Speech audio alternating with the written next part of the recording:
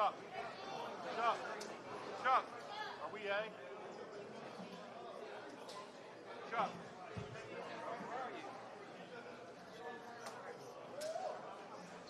Chuck, are we A or?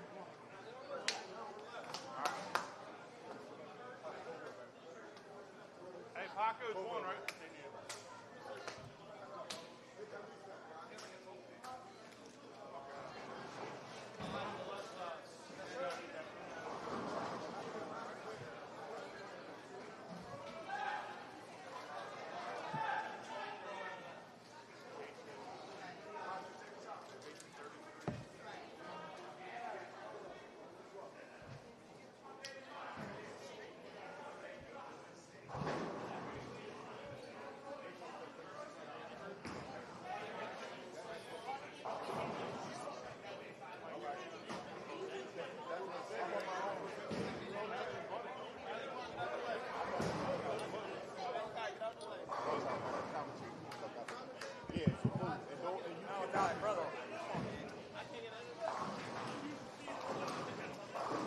Live from Pleasant Hill on Bowl. We have here Hills. We have Usual Suspects versus Doverama. This is going to be a very interesting match. You have David versus Goliath here. Let's see what type of match we're going to have here today.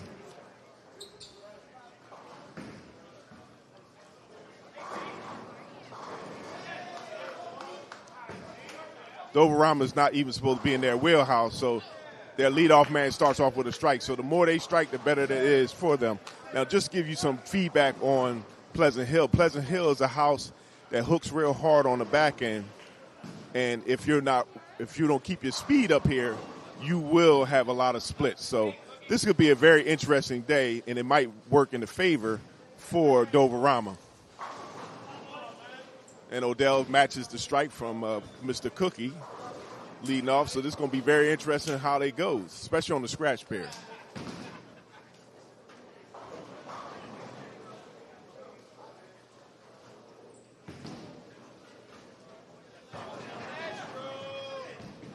Okay, 2 strikes in a row. All right. This is going to become quite interesting. On the scratch here for Doverama, we have Mr. Robert Cook, Mr. Christian Sims, and Mr. Jordan Bush.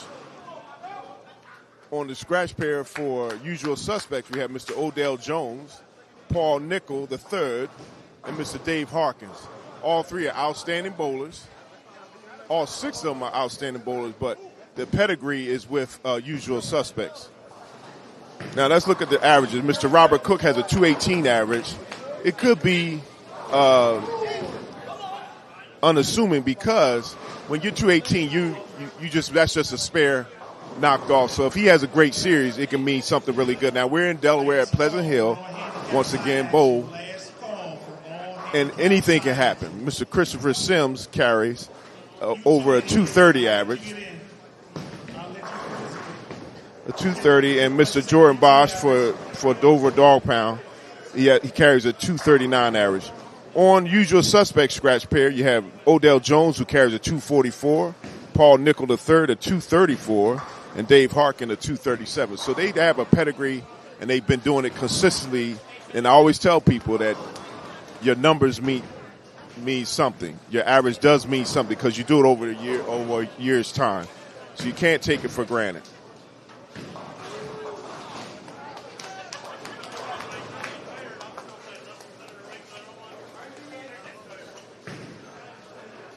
Okay, Mr. Sims, Mr. Bush for Dover Dog Pound, he had an 8 spare, and looks like here Usual Suspects is starting the second frame on the scratch pair with all strikes. So let's see if they can keep up that momentum. Just from a confidence standpoint, you want to be able to start out with leading strikes, especially from the scratch pair, because there's no room for error or mistakes on this pair. Odell's saying that he's saying it's looking pretty. So Odell, he talking to his teammates. He telling them, hey, come on, man. We look like he said, follow me, follow the leader.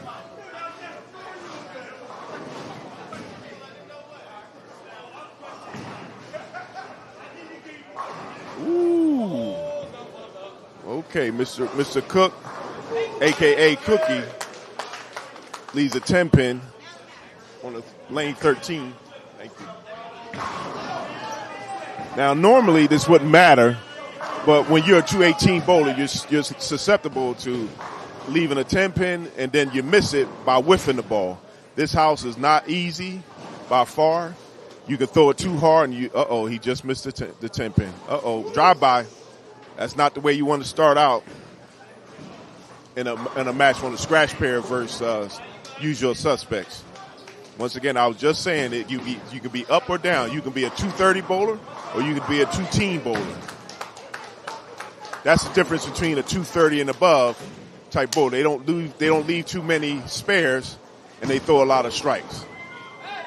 Let's see if Mr. Christian Sims can pick up his leadoff man, Mr. Cook.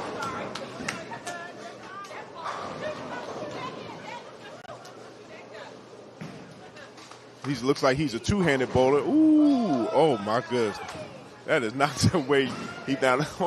Now, once again, I just said that this house plays very tight, and it breaks real hard, and he leaves something that nobody wants to see. Now, the only way I could potentially see picking that up is that he would have to go for the 7-pin and hope that it hits it at the bottom on the left side as if it's going, and hopefully, prayerfully, it'll kick over and get the. Nah, he threw that in the gutter. Don't even matter. You got to at least try to get one. So you have 2 opens in the second frame for Dover Dog Pound, and the game just started. That's not good.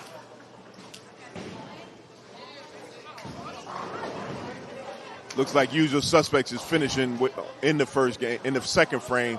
And they struck out the first frame. So looks like let's see what the anchor man for Dover Dog Pound can do. Okay, he throws a strike. Mr. Jordan Bush just threw a strike. He had a nice smile on his face. You got to pick your team up early. It's not over early, but you really want to make it a point to make sure that you pick yourself up. You don't want to come back with a open again. You don't want 2 opens against usual suspect. They're a very tough team to bowl against, and they take nobody for granted.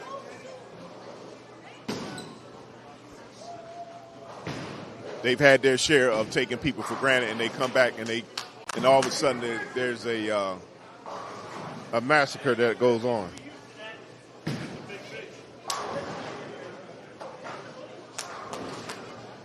Okay, Odell starts off the third frame and see if he can throw a turkey.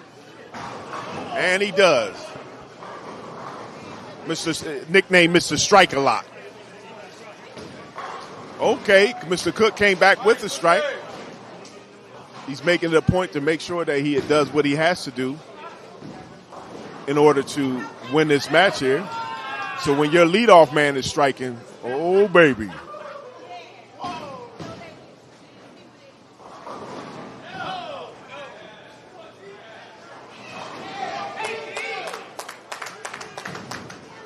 Okay, user suspect, Mr. Paul Nickel, the third is up. You can see if he can follow the leader with a triple. He's coming through a little high, went a little jersey early. Once again, this house can make that ball whip like I don't know what. So you have to keep your speed and you have to be deliberate in the type of ball that you use. Most likely in Pleasant Hill, you don't want to use a ball that's going to hook a lot. You want to use a ball that can be smooth. Brunswick is real good here. That's two open back-to-back. Somebody better call the cops because that young man is in trouble.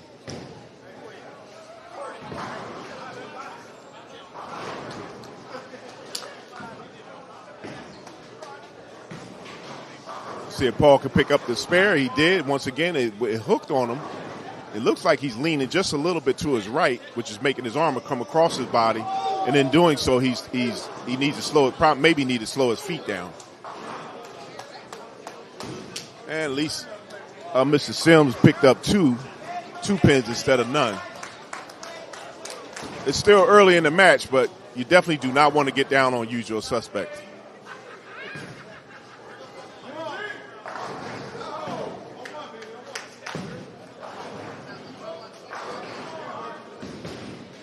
And Mr. Dave Harkins just once again comes back with another strike. So he's doubled up.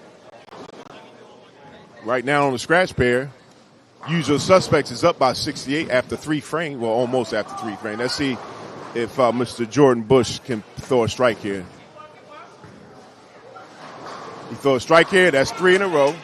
So now they're down by 38. So that's manageable, but you don't want to allow usual suspect to run away with this match.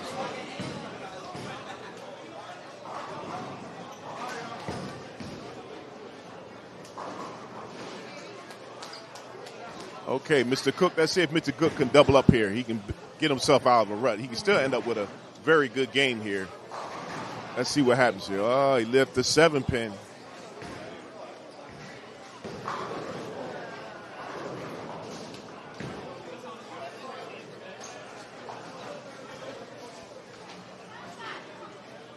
Question now is, can he pick that up? You never, in this house, you never take any of the corner pins for granted. And he's going to give Mr. Cook an opportunity to think about it while Odell Jones is set up to see if he can go 4-bagger. Throws it out. Looks like a little out too far. And that's the trash that you get left.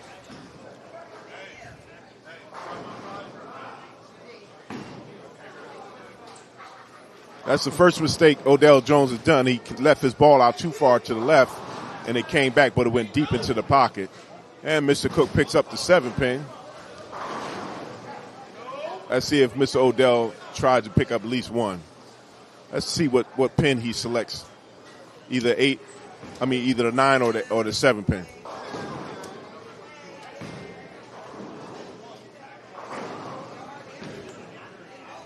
This would be very difficult to pick up as a whole. So, okay, he chose the easier pin, the 9-pin.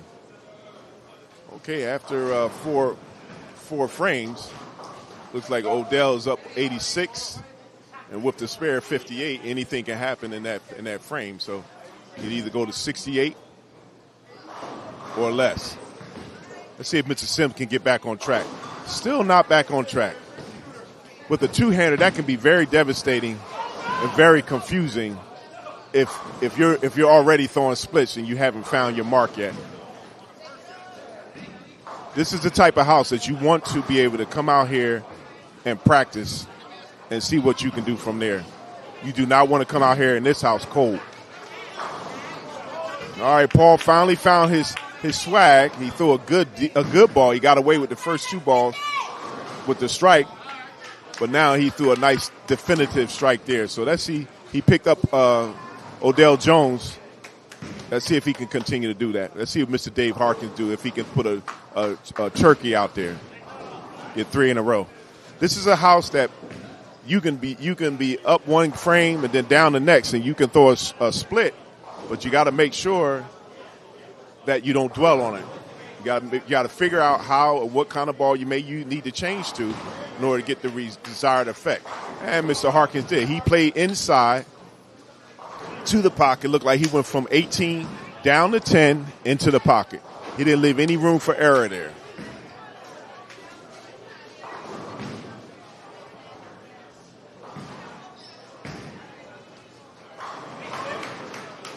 All right, see what Mr. Bush can do here, keep his team in the game. And he throws 4 in a row. So he's the only one out of both pairs to actually throw 4 in a row. So that's keep up the good work. Odell's giving a little bit of encouragement. And Mr. Bush said, "Hey, what about some money? You want to bet?" Looked like he did that signal there.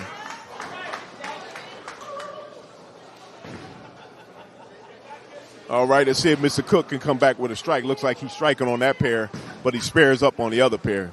If he can actually put it together, or if his teammates could talk to him and give him some type of insight, it might help him out a lot. And he throws a strike there on his favorite pair.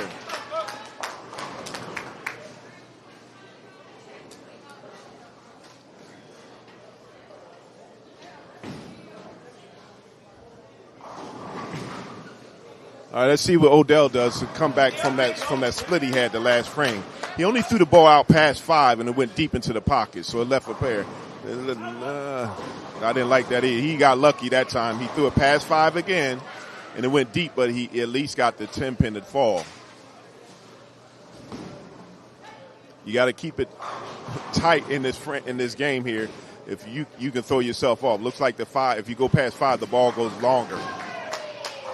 Okay, young fella, Mr. Sims with a second strike in the game. That's sometimes it's not how you start, but how you finish. And believe it or not, they're down at least 40, maybe 50 sticks. But that's still impressive because they had such a rough start. For Dover Dog Pound, they have at least 3 openings, openings already on the scratch pair.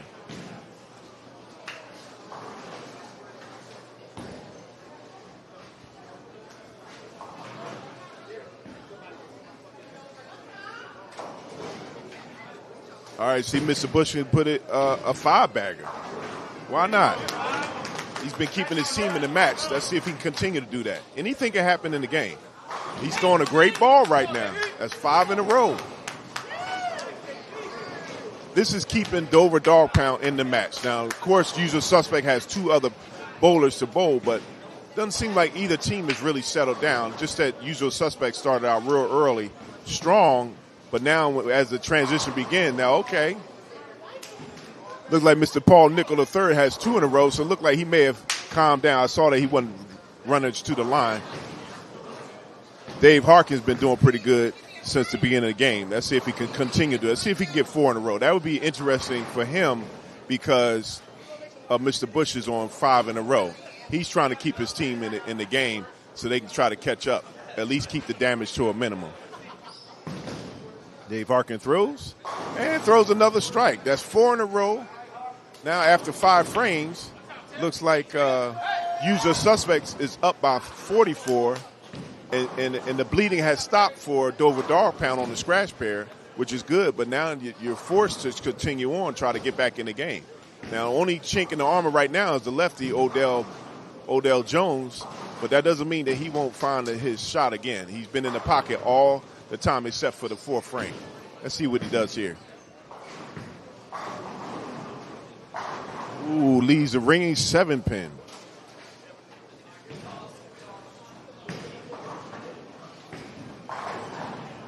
Now, the unique thing about Odell that normally he's a very good spare shooter, but at this house, anything can happen. And unfortunately, Rob Cook throws the ball. Looks like he left the 8-pin. No, it looks like the 7-pin. I'm sorry. He left the 7-pin. It's the angle that I'm at. Let's see if no, it's the 8-pin. Let's see if he can pick that up.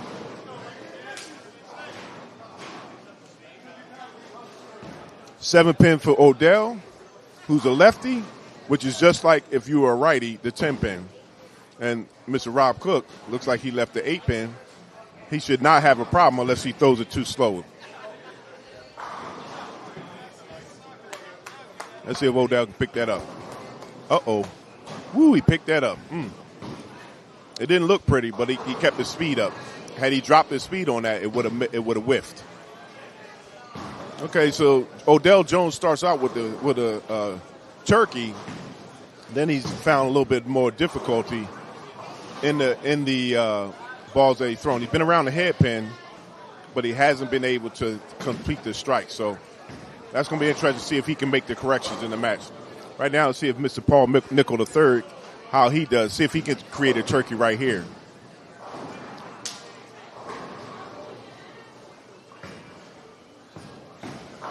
And it looks like Mr. Paul Nickel is tearing it up now. He's right there. The question is, at this point, is for Usual Suspect. They lead the division in PA South, but Hills Have Eyes is hot on their tail. So the question is, can they win big? They need to win big against Dover Dog Pound, and they can't afford to allow them to be able to go and take any points from them because they need to be able to create some distance between Usual Suspects and Hills Have Eyes. Last 2 matches, Usual Suspects has won. Hills Have Eyes is on a loser streak. They won back-to-back. They lost back-to-back season tour matches. So it's going to be interesting to see who can continue to bowl well and who continue to face adversity as you go down the line towards the playoffs. Mr. Sims is up to try to get the 10-pin. He's a two-hander. Once again, in this house, anything can happen. Okay, and he picks up the 10-pin. You want to be able to pick up your spares because you don't want to put your team in a position where the deficit gets bigger and bigger. Now, Dave Harkin threw his first ball, and unfortunately, he left the 9-pin, and that takes him off his – it could have been 5 in a row. Now, what that means is that just opens up the door for Dover Dawg to lessen the number of scored points that they're behind. They're putting a lot of pressure on their anchor man, Mr. Paul Bush, to be able to keep up. Here it is. He has 5 in a row. Let's see if he can get 6.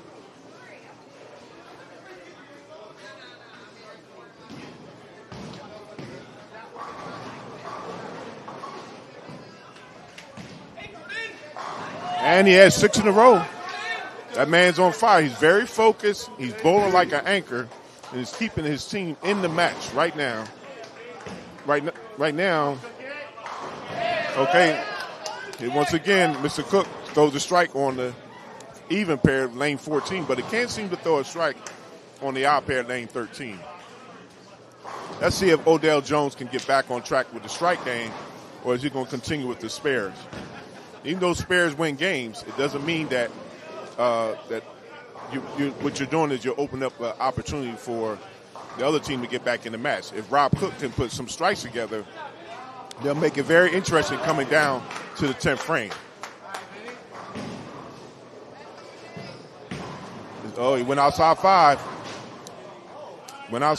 You can't continue to do that. Odell has not seen that's going to be a problem for him.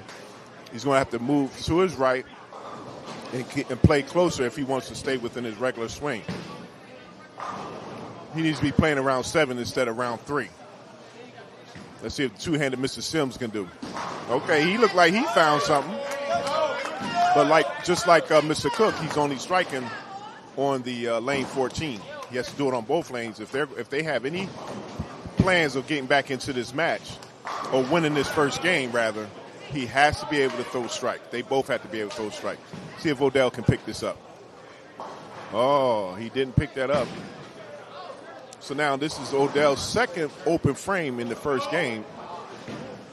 That could be meaningful because now as Dover Dawg is beginning to find their swag, let's see what Mr. Bush can do. See if he can throw another strike. He doesn't throw it the way he normally does, but he throw another strike. That's 7 in a row for Mr. Bush. Mr. Jordan Bush, ladies and gentlemen. He's carrying Dover Dawg at this point. Let's see if Mr. Paul Nichols can answer the phone and throw another strike, especially after their leadoff man threw a split. Mr. Nichols throw the ball out. Very strong ball. Oh, the only thing is he's off that strike game. And that should be an easy spare for him. And I understand that if you notice, his feet was fast as he got to the line.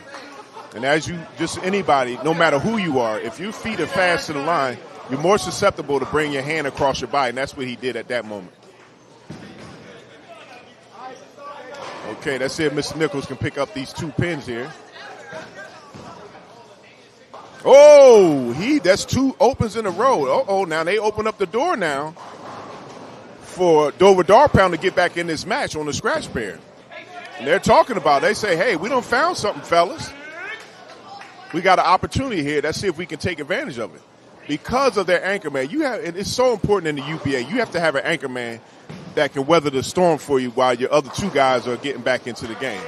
All right, Mr. Harkin throws a strike. He's back on the strike game. Now, they were down 50-something at one point. Now they're down by 45, but the difference is that Usual Suspects has 2 opens in the 7th frame. So now, basically, if both teams strike, they can knock that down to 25. No, maybe lower. It might be even if all 3 guys strike. Let's see what happens here.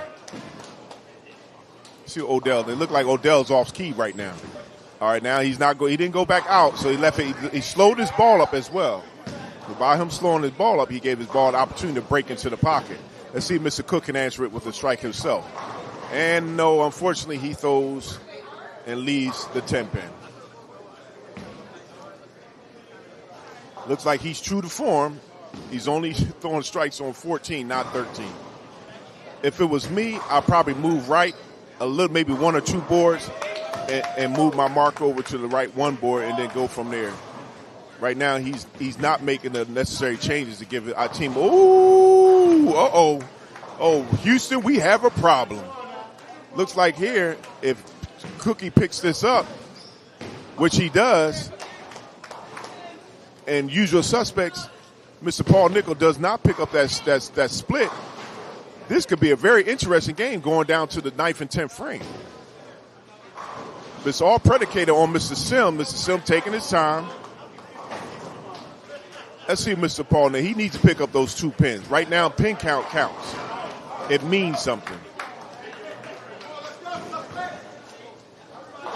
Okay, he tried to bang it off the wall, which will kick it over to the side. That's one way. The other way, you could throw it out at the 10 and make sure it hits on the outer part of the 10 pin and try to see if you can kick it over that way. He chose the opposite. Let's see Mr. Sim. Mr. Sim come back. This game could be down. They could be down by 24 instead of 40. And he throws another strike, and he looks like he's locked in. He's taking his time to the line. He's releasing is almost very good. I'm not going to call it perfect, but he throw a very good shot.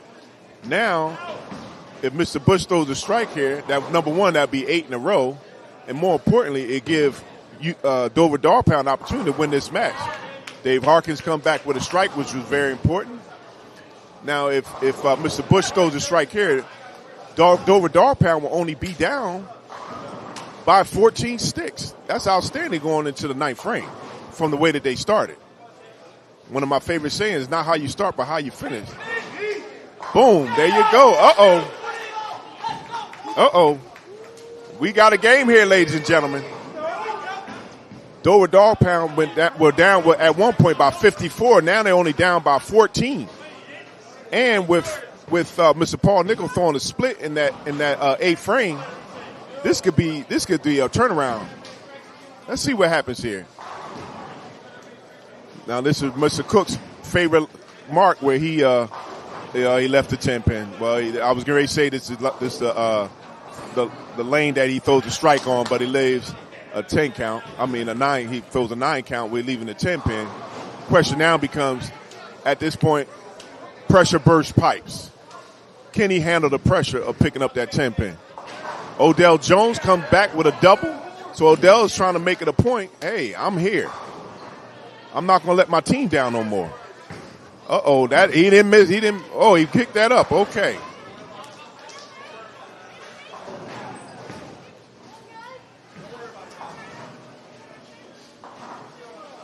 Stay over here because I got it. Oh, that one over there.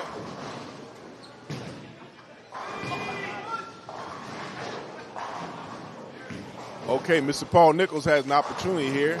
Let's see if he can throw a strike and not a split or a spare, because if Mr. Sims pick up a triple, if he pick up a turkey, if he throw a strike here, this could, let me see, that would give them 119. They will only get 148. Looks like here, Dover Dawg Pound in the 10th frame might even take the lead and be set up real nicely come the 10th frame, because now both teams will be set with triples. Oh, he left the 10 pin. Now, the way that Mr. Paul Nichols is throwing the ball, you would think that he should be able to pick up that 10 pin. The question becomes, can he manage his emotions enough to pick up that 10 pin and not be rattled? Because sometimes when you looking to throw a strike, and his feet has been off. His footwork has been off. So that's okay, Mr. Sims throw the ball, and he throws a strike. Okay, he's done his job. He's 5-19. Okay, he done put his team in the lead. Now, at this point, Mr. Paul Nichols has to pick this up. He has to pick up the 10 pin. Has to. And he picks it up. He throws it with force. Okay, now going into the 10th frame, each team will be it went from being Dover Dawg Pound went from being down at the most 54 pins. Now they're ahead by 5 pins if both bowlers throw a strike. Let's see if Mr. Bush can throw a strike there. Ah, baby! Whoa. Okay, he talking to him now. He talking to the crowd. Now, Dave Harkins has to match that strike because going into the 10th frame, you want at least two of your guys striking with potential for a turkey. You do not, under any circumstances, want to go into the 10th frame and only have one guy with two strikes in a row, and the other team only has two guys already. They finished with that. Dave Harkins throws a, oh, baby, this is turning out to be quite a match at this point on the scratch pad. Now Dave Harkins has to pick up the four pins in the corner. Once again, it's not how you start, but how you finish. And at this point, that opened the door for Dover Dog Pound to take this first game on the scratch pad. Dave Harkins throws the ball, and he left a 10 pin. Now he has an open. Now that one, ladies and gentlemen, is a heartbreaker for usual suspects in the sense that if the first ball that's thrown for Mr. Cookie, if he can actually strike here for a change on lane 13, the only person who's got it back together was Odell Jones. Let's see if he can throw a strike here. That's one. He got a triple, so he's putting pressure back on. Let's see if Mr. Cookie can throw a strike because he needs to throw a strike. He threw Jersey. He's leaning to his right. He doesn't seem like he's very confident. He's looking up in the air, praying up a storm, saying, Lord, please give me a game right now so I can strike on 13. But he has to pick this trash up or he's put his team in a bad position. Sometimes you have to hold yourself together in order to make sure that you give your team an opportunity to win the game. Let's see if Odell Jones can throw another strike. This will help his team tremendously, being as though his anchor man had an open in the last frame. Okay, Odell throws two in a row. He has a four-bagger. Let's see if Cookie can pick that up, and it looks like he should. Okay, he did. It looked a little suspect there, but he did. Let's see if he can throw. Mr. Cookie can throw a strike here when he's up. Looks like if Odell goes out, usual suspect to be at 598. Right now, they need Cookie to keep it close because they have to make sure that they open up the door, open up themselves to get another strike. They need the next two guys to strike. Now, the good part is that Mr. Sims has found his swag. He's been thrown three in a row. He's going to have to throw another three to get Dover Dog Pound back in the lead. Let's see what Odell does here. Odell throws a strike. Leaves 7. Got 7. He's able to get a 219, so Odell Jones goes out with a 219. At this point, if Mr. Cook can throw a strike, he'll go out with a 285. I mean, a 185. And no, I don't know what he was doing. He looks like he doesn't have any hand in the ball. He's not coming through the ball. He's not confident. He's laughing, but it's really a scared laugh. All right, let's see what Mr. Paul Nichols does. He's been off since he left the 6th frame with no more strikes. His last ball went Jersey. Well, he at least came to the line. Went Jersey again, but he got a strike. He's not getting the ball. It looks like he's not comfortable at all, ladies and gentlemen. Let's see Mr. Sims does. Mr. Sims said he wants to answer the phone. Mr. Sims throws a strike here. It'll be 603 to 615. If he throws another strike, he'll pull his team even closer together to being back into the head of the match. So this match is not over by far. Each ball at this point means a lot. Let's see Mr. Sims. He looked like he took a breath here.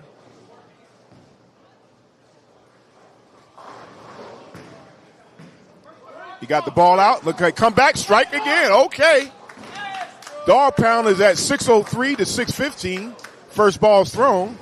Now each bowler is going to have to throw 3 strikes. Mr. Paul Nickel, just to pull up and give his anchor man some sense of an opportunity to win the game. Anything can happen. You never think that you're not going to throw a great game, but Mr. Bush really kept his team in the game and it gave his teammates an opportunity to get back in the game.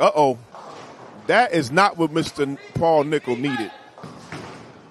He needed an opportunity to get another strike to give his anchor man an opportunity. Now, if Mr. Sims throws a strike here, he can actually pull his team ahead before they even get into the down to the anchor man. He needs to throw a strike here. He'll get 20 points here. He'll be at 623. Let's see what he does. Oh, baby. Oh, my goodness. This young fella is on fire. He just pulled his team up in the lead. Mr. Paul Nickel he picked up his spare. But once again, Mr. Sims has another opportunity to throw another ball. There's no way, basically, that Usual Suspect can win this first game. Mr. Paul Nickel III goes out with a 203, so they're not bowling. And once again, this is all about the house. If you cannot bowl well here, if you can't figure it out, this could be a nightmare.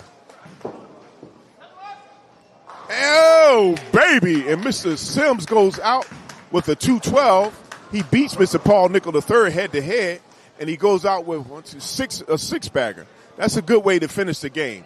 Now, because of their anchor man, he gave them an opportunity to finish the game, and Dave Harkin throws his first ball after the travesty of missing leaving it open that last frame. He leaves the 10 pin on his first ball. If Mr. Jordan Bush throws another strike here, it'll be 10 in a row. He's giving himself an opportunity to go for a 300 game. That's what an anchor man does. He keeps his team in the game. Oh, baby, that's one. Can we see a live 300 today? UBA all day, ladies and gentlemen. See Dave Harkin. Let's see what he can do. Once again, it is not a given that a team can win. Okay, Dave Harkin picks up his spare. He can go out with a 223. At this point, he would have beaten everybody on his team on that pair. But, man, oh, man, what a heroic opportunity here to see Mr. Jordan Bush throw a 300. He has to throw one at a time. He's taking his time. He's getting ready to see if he can do it.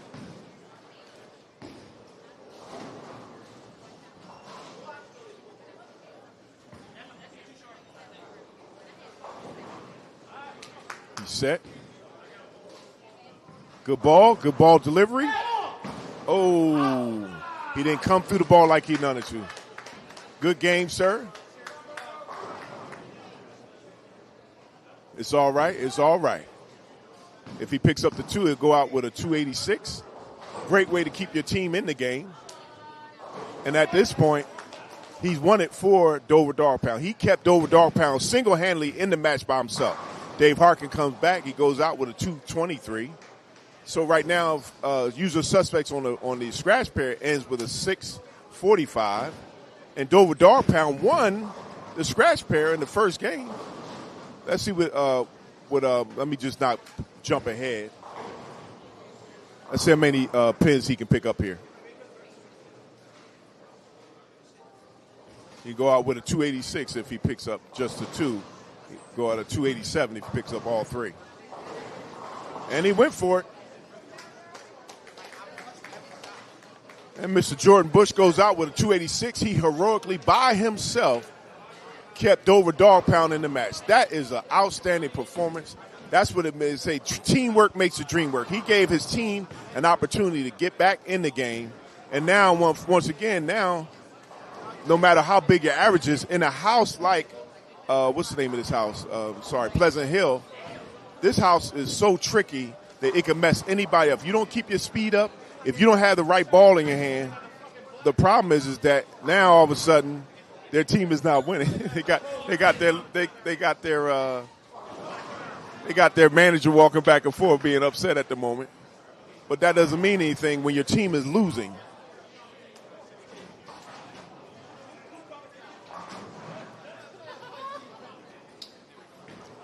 All right, now we're going to move over to the second team handicap. Looks like here, Usual Suspects is winning this match. It's down to the 2 anchor people. Right now, with the first ball thrown, it looks like Renee has actually come with she left the 8 pin. She picked that up. Renee Jackson versus Brian Elder. Elder has first strike in the 10th frame. Let's see what he does here, if he can continue to keep that up. And he throws another strike. Now, you might say to yourself, why is it important that Usual Suspects continue to strike? Because the scoring system is this. You get up to 10 points on each pair. 2 points a game, 4 pins for totals, 1 on each pair. The question at this point is you also want to increase your total pins on your pair because it also the final 10 points, you get up to 40 points in the match, but the final 10 points goes off of the total pins across all three lanes. Renee Jackson leaves that 7 pin. Brian Elder throws his second ball, and he throws a strike as well.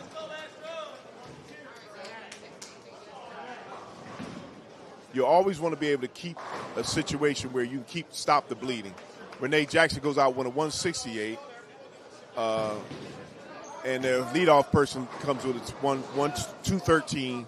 Second bowler is Dwight Berry. He goes out with a 186. That is not the way that even though you're on a handicap pair, handicap is only 70% of 240.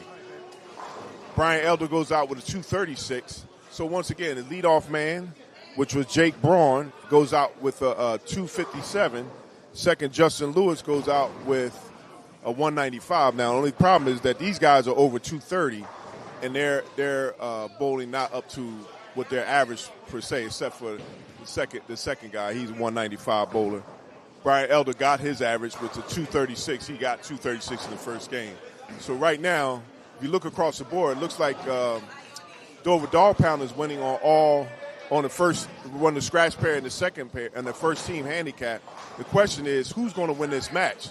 Just because you win on one pair doesn't mean that you can finish on any other pair. So it's going to be very interesting to see how this match continues to go.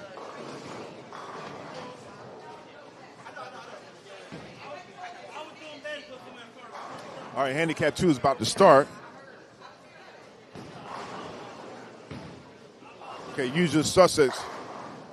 Mr. Jake Braun, he actually started off with a strike, so that's good for usual suspects. They need to start putting some distance between themselves and Dover Dog Pound, at least on a pair, because they need to win.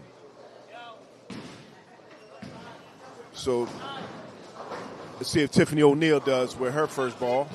Nice smooth shot. She throws a strike there. She led usual suspects on that second team handicap. She needs the rest of her teammates to catch fire and do what they need to do. Okay, up now is Mr. Justin Lewis. He didn't bowl too well the first game. Let's see if he can turn it around the second game. Usual suspects needs to be able to put the pedal to the metal and bowl very well each game. And he leaves an 8. He got an 8 count. That's not the way that he's talking to himself. That's not the way you want to start off in this game. Okay, let's see if Mr. Dwight Berry can do better. He's a 207 bowler. Let's see how he starts off the first ball. And he throws a strike. So Dover Dog Pound on the second team handicap is trying to get back into this game. If they get back into the game and their scratch pair and their first team handicap continue doing what they're doing, this could be a major upset against usual suspects. This will pull usual suspects out of the first place. More importantly, that's important as you continue to go down towards the end of the season. Every match counts. You don't want to mishandle matches that, as a team, if you're going for the playoffs, you do not, because you give another team an opportunity to get back into the playoff race. Let's see what Miss Renee Jackson does. Well, she's out of trouble. She left the 6'10". She got an 8 count, but she left the 6'10". That should be easy for a left-hander. Let's see what they do. Let's see what Mr. Brian Elder does as he throws his ball on the second team handicap. And he leads the 10 pin. So right now, usual suspects, they defeated Dover Dog Pound on the first team handicap. On the second team handicap. But now at this point, they have 2 spares. You're supposed to be a juggernaut. But now as a juggernaut, you got to be able to win. Now if Renee Jackson and her team, Renee whiffs on the 6'10" score.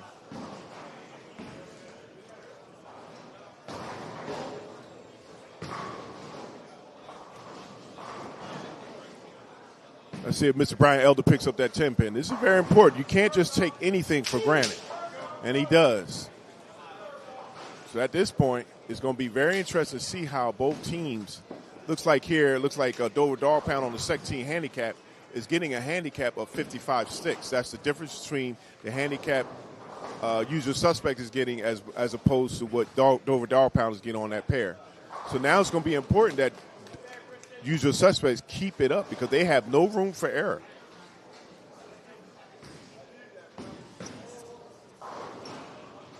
Okay, he comes back with another strike. So at this point, the usual suspect leadoff man on the S15 handicap throws 2 strikes in a row. Let's see what that's tough does.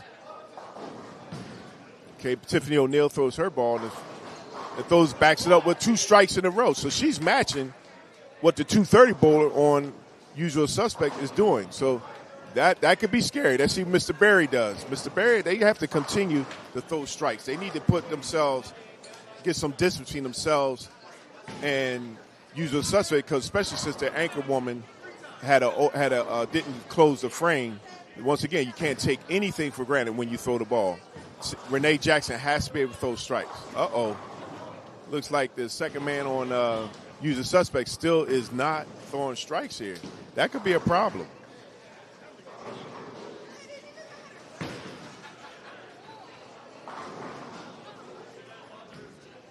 All right, let's see what Mr. Berry does. That's going to be very important. Can he throw a strike here? Okay, and he does. Back-to-back strikes. All right, so Mr. Justin Lewis has to pick up that 4 count in the corner, which is not a guarantee. Okay, he does anyway, so that's good. But Mr. Justin Lewis carrying a 235 average. He got to do better than that. All right, let's see if Mr. Renee Jackson can redeem herself and come through the ball, and if she does, she's going to make it so that they make it even tougher on usual suspects. Brian Elder. Brian Elder had a spare the first game. He's a pro bowler, so we have to see what he does as the match continues to go on. Renee Jackson comes out the ball a little bit better. She throws a strike there. In my opinion, she seems to be coming around the ball too early. She needs to stay behind the ball and let the ball come off her fingers more. That should help her.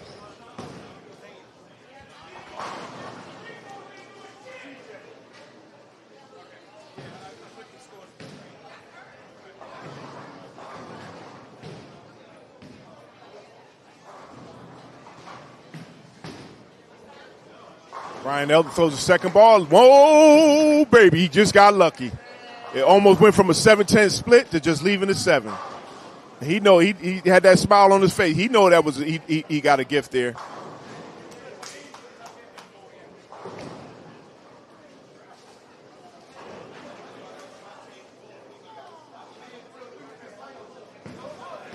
Okay, Mr. Jake Braun is up for usual suspects on lane 18. Let's see if Brian Elder will pick it up. He should pick it up because he knows how to bowl. So we don't necessarily take anything for. Oh, woo! He picked up his spare. All right, so that's 2 spares in a row. Renee Jackson has a strike in her last ball. If she doubles up, it's almost like an even game. You want to be able to keep your teammates in the match. So let's see what Mr. Justin Braun does on lane 18. I'm sorry, Jake Braun. And he throws a strike. That's a triple. Okay, let's see if Miss Tiffany O'Neal can match his effort here with the triple here. So it's going to be interesting to see if she matches what Mr. Jake Braun does. Because with that being the case, it almost renders them ineffective in terms of their ability to run away with this match.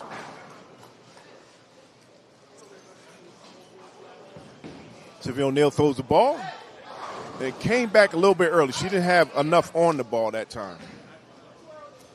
Question is, she should be able to pick this up, but once again, you don't take it for granted.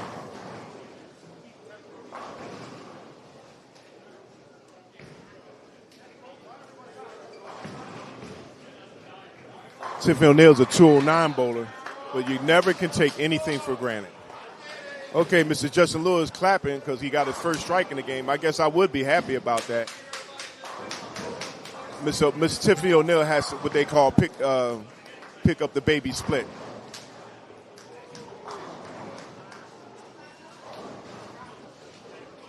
Throws the rock, and she only gets a 10-pin. So she has her first open in the match. When your team is getting 55 sticks, there's a reason for that. What they have to do, they have to close frames and keep the game close, and then throw strikes if they possibly can. All right, Brian Elder throws the ball, and he gets a strike there. That's his first strike of the game. So Mr. Brian Elder as well as Mr. Justin Lewis just throw their third strike in the second game in the third frame. So let's see if Dwight Berry can answer the call with a triple. You fine. And Mr. Berry leaves a mother-in-law. Unfortunately, he's going to have to pick that up. Sometimes that can be a little tricky in this house if you do not keep your ball, if you don't keep your ball speed up.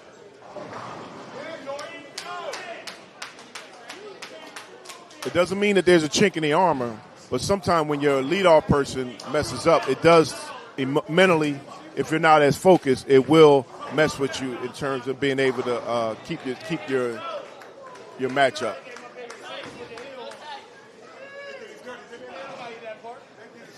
Let's see if Mr. Dwight Berry can can pick up his spare. Okay, he kept that speed up. It almost went up first. So.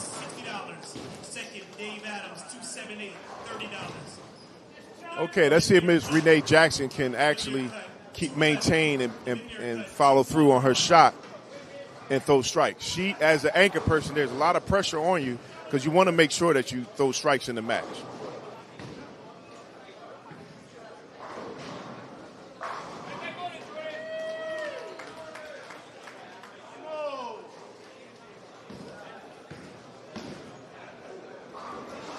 And she does.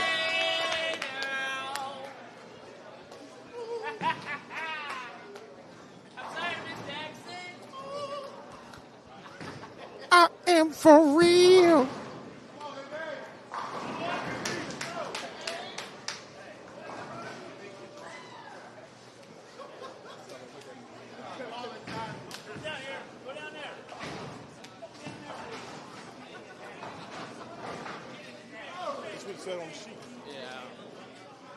Talani, sorry.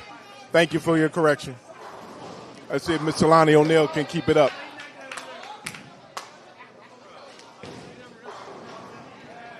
Talani just throw another ball. Great shot. Okay, she leads the 10 pin. She just didn't get it out far enough. The transition happens generally in the second game. So this is where things get a little hairy. It's more and more important to make sure you stay ahead of the transition or at least can see the transition. Transition means that the lanes are burning up. The oil is evaporating. So that's where the fun part comes in at. Let's see if Miss Talani can pick up the 10 pin here. I have faith in this young lady. She seems like a very strong, fundamentally sound bowler. And she picks that up. Very good. Now that's important to pick up because you never want to take anything for granted.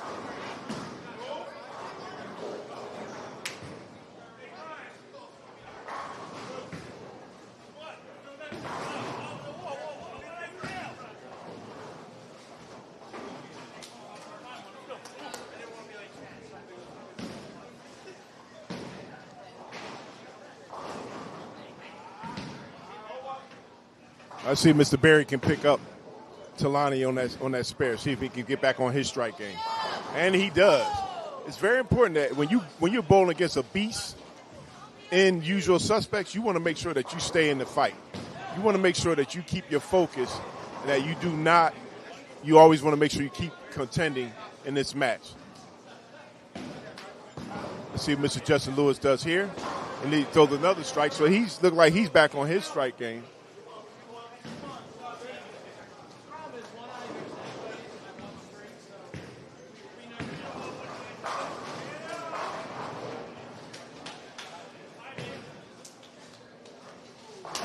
Let's see if Miss Renee Jackson can actually continue and throw a triple in this match. Look like she's made some corrections to her strike game. Let's see if she continue to make the ball go long. Okay, nice shot.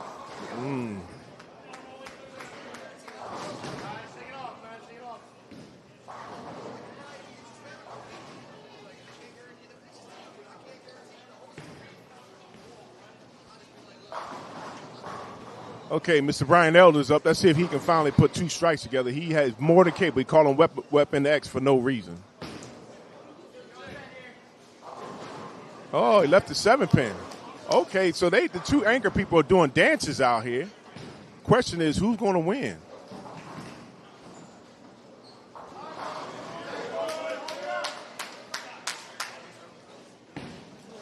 Okay, Renee Jackson throwing this. Okay, she picks up her spare. Sometimes that can be a little bit challenging.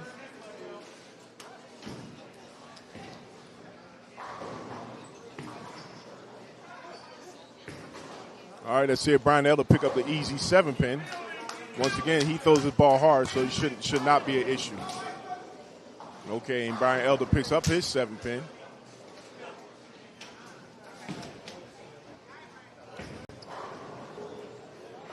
Last call, game 3, winner take all, $340. Last call, winner take all, game 3 is worth $340. Okay, now, once again, Jake Braun is up on the 17 handicap. He had a spare. Let's see if he can throw a strike here. He's leading his team. His anchor man is not locked in like he is. Mr. Justin Lewis is beginning to find his swag. He has 2 strikes in a row. He's going to have to keep that up. So let's see if Miss Talani O'Neill can actually throw a strike here, get her back on her strike game. That's a good ball. She got it out, and let's see it come back. There you go. Hello. Miss Talani O'Neill just threw another strike. She's a person who's fundamentally sound. Let's see if Mr. Justin Lewis can throw a triple here. And he does. Look like usual suspect is back to being locked in on the 17 handicap. All right, let's see if Mr. Dwight Barrett can get back on his strike game as well. They need strikes in this match here, because it looks like usual suspect loaded up on this team with all their superstar strike bowlers. Ooh, unfortunately, that ball went deep into the pocket. Mr. Barry did not finish his shot, which made the ball go longer. And unfortunately, when you do that, lift the 7-10 split. That's one of the hardest splits to pick up. It's not impossible to do it because I've seen people do it. I've seen people do it different ways. So the question is going to become, can he pick that up? Brian Elder throws another. Now he throws the second strike in the match in the 5th frame. Give me the mic, man. For your match, I got you. You go back there and tell him you another sandwich. Yeah, they gave him. He like that. He on the hood. I'm going for the trenches. All right, here I have Mr. Chuck Wallace, a.k.a. the real brain. All right, Mr. Chuck. All right, Mr. Wallace. Looks like your team is not doing as well as they look like to. Come on, man. Look at the scoreboard, bro. It's close. It's close, but takes Dover Dog Pound. In all fairness, I looked at your lineup. Hold on. It takes a few words of encouragement from the no, not from me. The real brain. So, looks like your team was struggling a little bit in the first game. Now you lost 2 games to 1, but looks like you guys look like they're turning around now. This is why we win the division every year. Well, I don't know about that, but who won the division last year? We did. The year before? Rival Alliance. Rival Alliance won. Oh, they're not in the division no more. We've made them fold. Would you say that again? We made them fold. Okay. So right now your team is in first place. You need to give some distance between yourself and usual suspects. At this point, I'm not worried about nothing. We give away 4 points sometimes. We like to build other teams. You know what I mean? We don't want to kill the division, so we got to give some points up. Well, the division is a very strong division. You never know who's going to win. But we know who's going to win. So you're saying that usual suspect is going to win? Yes. Yes. Come on, Jay. Okay, right now you put a heck of a squad out here today. You put a heck of a squad out here in this match. You said every match? Every match we put a squad on. We ain't gonna talk about every match. How many times have y'all lost this year? Once. Really? To yo. Who's y'all? No, that's not our home house. At your home house. That's not our home house. Lost to trash destruction at your home. Hold on, give respect, because I give respect. Don't disrespect my team. Oh, now you upset. Who'd you lose to? I'm talking. Now you upset. Because you mad. Because you. Shut up, Brian. Back to the second team handicap. Thank you, Chuck Wallace, for your contribution.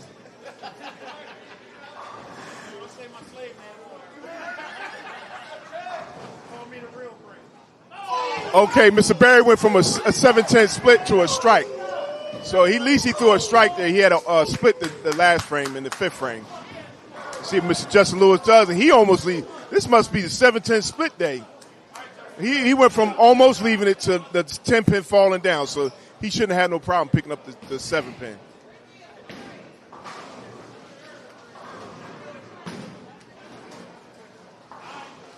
Okay, it's down to Miss Renee Jackson in the sixth frame.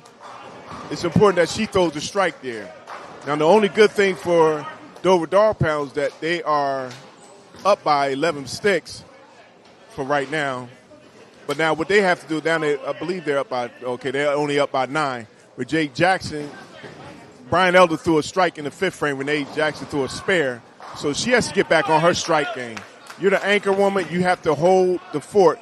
You have to hold the team down at the anchor pair, or you have to win it for them. That's the only reason why you're down there. Let's see if Renee throws a strike here. Looks like real nice. And she throws a perfect strike there for a lefty. Excellent shot. Excellent shot for Miss Jackson. Let's see if Brian Elder can, Mr. AKA Mr. Weapon X, let's see if he can actually throw a strike here again. Nothing is a given in the transition game, which is game number 2. And he throws a strike. He gets it far out to the right, but he throws it strong enough where the ball will come back smoothly and walk into the pocket. Now, going into the 7th frame, Mr. Jake Braun has an opportunity to get a triple, but so does Miss Talani O'Neill has an opportunity to get a triple. This is going to be a boxing match here. The first person that blink will actually put their team in a deficit. Oh, come on. I guess he must have said his prayers this morning, because that was a lucky strike. Now, unfortunately, Miss Talani O'Neill is going to have to try to do the same thing.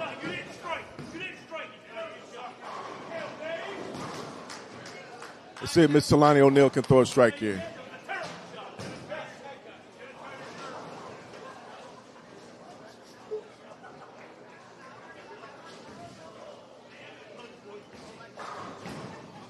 Great ball. Come back to the pocket, and she throws another strike. This young lady is outstanding. Great ball. She's matching Mr. Braun and his ability.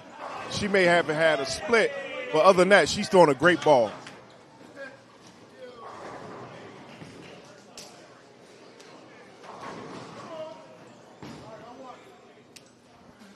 Okay, Mr. Justin Lewis come back with a strike. So he's doing his part. Let's see if Mr. Barry can throw a strike back to back.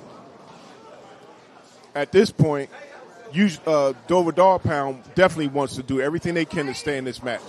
And unfortunately, he does not finish his shot. What I mean by finish, that's how you finish your hand at the end of the ball, where the ball's coming out your hand. He's just look like he's just placing the ball right now. He's not doing what he needs to do in order to throw a strike.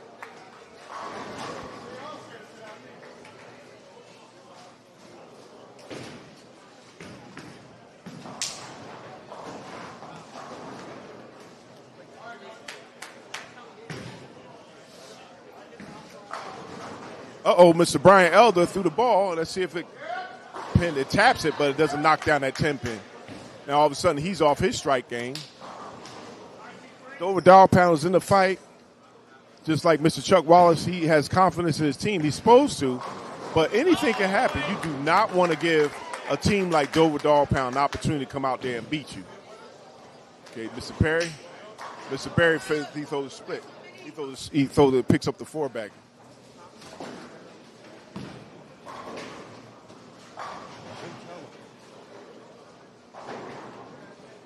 All right, Brian Elder, let's see if he can pick up the 10-pin. He should not be a problem, him being a 230 bowler and above. Okay, he picks up the 10-pin with no problem.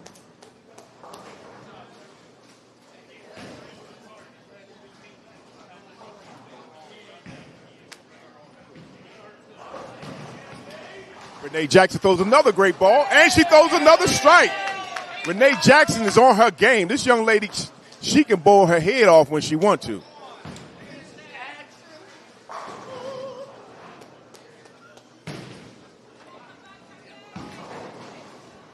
All right. Let's see if Mr. Braun can throw a four-bagger. Now, this is going to be an interesting. See who blink. Both bowlers, Talani O'Neill and Mr. Jake Braun, are throwing a very good match here. Now, he's way on the – he's standing – he lined up on the gutter. He's throwing the ball. Let me see. All the way out to 5. Uh-oh. He left. Ooh. That's not good for him. Looks like he left the 8. Let me see, the 9 pin. Because he threw it out too far. Sometimes when you go past 5, you're in la-la land. Let's see if Miss Talani O'Neill can actually throw a strike here. If she does, she will help bring her team back into the lead, and she actually give her team an opportunity to beat up on usual suspects here on the second team. All right, she throws. That's a four-bagger. That's a four-bagger. It's not how you start, but how you finish. Mr. Braun did not need to leave that 10 pin at that point in time. Let's see if Jake can pick it up now. He has to pick this pin up. If he doesn't, they open up the door for a big, huge win for Dover Dawg Pound on the second team handicap. All right, Mr. Berry, we got to hope and pray that Mr. Berry follows through on his shot and finishes his shot as he's coming out the ball like he was doing when he left the four pins on the let me see, last frame. Very good, very good. Ooh, left the 10 pin. Not bad.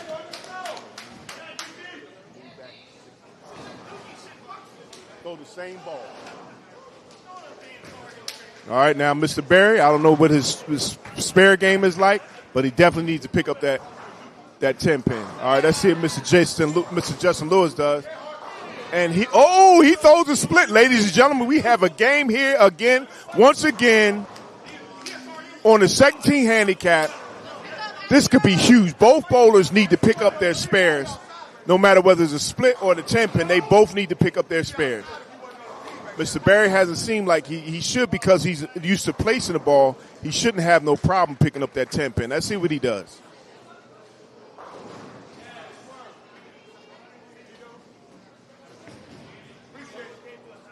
And it goes right in the gutter. Now, sometimes it's better to throw your ball over the third arrow going towards the corner pins, as opposed to going over the second arrow, which can give you even more problems. So he leaves it open. So now the two bowlers in the second position, unfortunately, will leave it open unless Mr. Lewis picks that up, and he doesn't. To add to more drama, let's see if Miss Renee Jackson can pick her teammate up and throw another strike and give her team an opportunity to even get further along against usual suspect. Remember, this is David versus Goliath. It's 499 to 498. In the 8th frame, Renee Jackson's throwing her ball. Looks very good. Ooh, she left the 7 pin. Unfortunately, Miss Renee Jackson came around the ball too soon. When you come around the ball too soon, you kind of force the ball to go longer down the lane. Now it's going to be interesting at this point. She was on the triple. She needed a strike. She put her team back in the lead. But let's see what Mr. Brian Elder does. See if he throws a strike here. He throws the ball out past 5. Once again, every time you throw the ball past 5, it makes your ball go deeper into the pocket. See if Renee Jackson can pick up the 7 pin, and she doesn't. That's a big miss. Back-to-back misses for Dover Dawg Pound in the 8th frame. That's very telling. Now, the thing is here, you have Brian Elder, who has to pick this up. Now, I don't care if you're a superstar or not, or a pro bowler or not, you have to pick up your corner pin.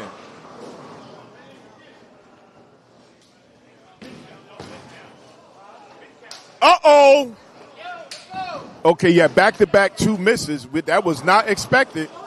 Unfortunately, the problem is that now both teams have on the second and third bowler have opens, and at this point, it's going to be up to the leadoff woman, Miss Talani O'Neill. She throws another strike. She could put even more distance between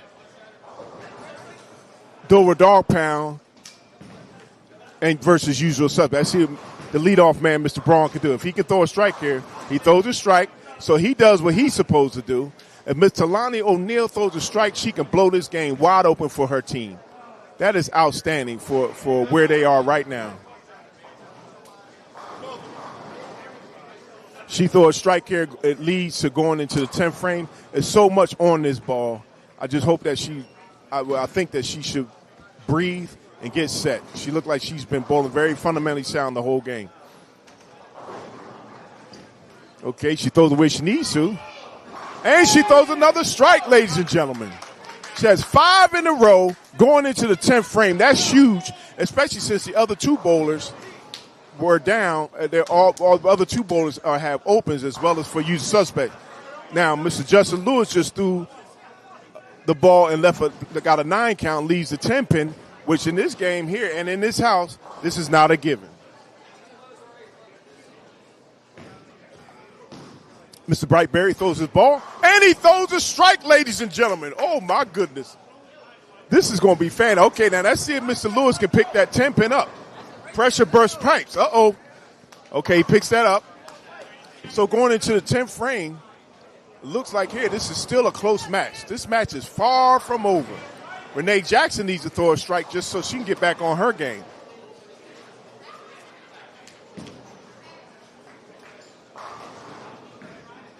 Mr. Brian Elder being a gentleman, letting Miss Renee Jackson go first, throw her ball first. All she has to do is stay behind her ball and follow through on her shot. Her ball gets down long enough and she should be able to throw a strike here. Looks like she did a good job there. Back into the pocket. And she throws a strike like clockwork. Renee Jackson throws a strike. So now Dover Dog Pound in the 9th frame on the S15 handicap has thrown strikes. For usual suspects, they've thrown a strike spare, and let's see what Mr. Brian Elder does. It's not a lot of pressure, but it's still pressure. Dover Dow Pound could be, after this ball thrown, could be up by 20 pins. And Brian Elder throws a strike here. So going into the last frame, which is the 10th frame, you have Miss Talani O'Neal with a 5-bagger, and you have Mr. Braun with 1 strike. So this could be very interesting in terms of who's going to win this game. If Talani O'Neal goes out, strikes all the way out, this could be very interesting. She'll give her team an opportunity, a little bit of cushion to make sure that they win the game. It'll even the score 2-2 on the 16 handicap. Even though usual suspects was winning in total pins, it's still very important that they continue to bowl well. And he had a messenger, throws a strike there. Let's see if Miss Talani O'Neal can answer the call. She's been fundamentally sound. She only made 1 mistake back in the 4th frame where she threw the ball too slow and she didn't hit her mark. But now she's thrown 5 in a row.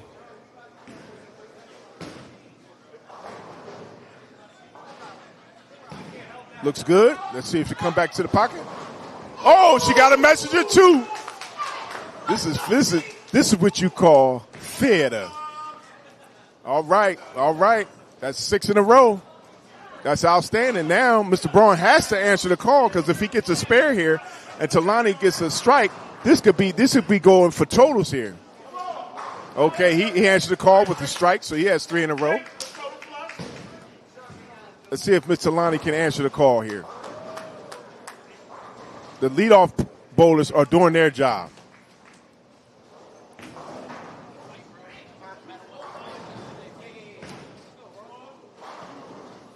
Dover Dog Pound was not expected to be in this match, but they are putting a hell of a match together here. Talani throws another strike, baby. That's 7 in a row. Let's see if she can go off with 8. What a game. What a game, no matter what. What a game. Right now, totals on this pair is 1293 in favor of usual suspects to 1258 to Dover Dog Pound. So it's within the margin of error and it's within ability for them to win. Okay. Mr. Braun goes out with a 258. He strikes out. He'll go with a 4-bagger. That's a good performance there, sir. Let's see if Mr. Talani can go out with a strike as well. This match is far from over. But she kept her teammates in the game. And she leads a four-bagger. She didn't get it out like she normally did before, but she goes out with a 252, and she had a split in the third frame. So she had an outstanding finish. She kept her team in the match. Now the rest of them have to do. They have to do it or to win. Now, from a percentage basis, I would say that Usual Suspect has the advantage because of higher average bowler. Mr. Justin Lewis throws a strike on his first ball in the 10th frame. Mr.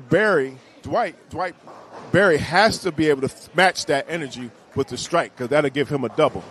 He throws the ball he matched it with a double. He came through the ball. He stayed behind the ball. He finished his shot, which is huge. Early on, he wasn't finishing his shot. Now he's finishing his shot, and he threw 2 strikes in a row. This match is not over. You still have to win. You still have to finish the shot.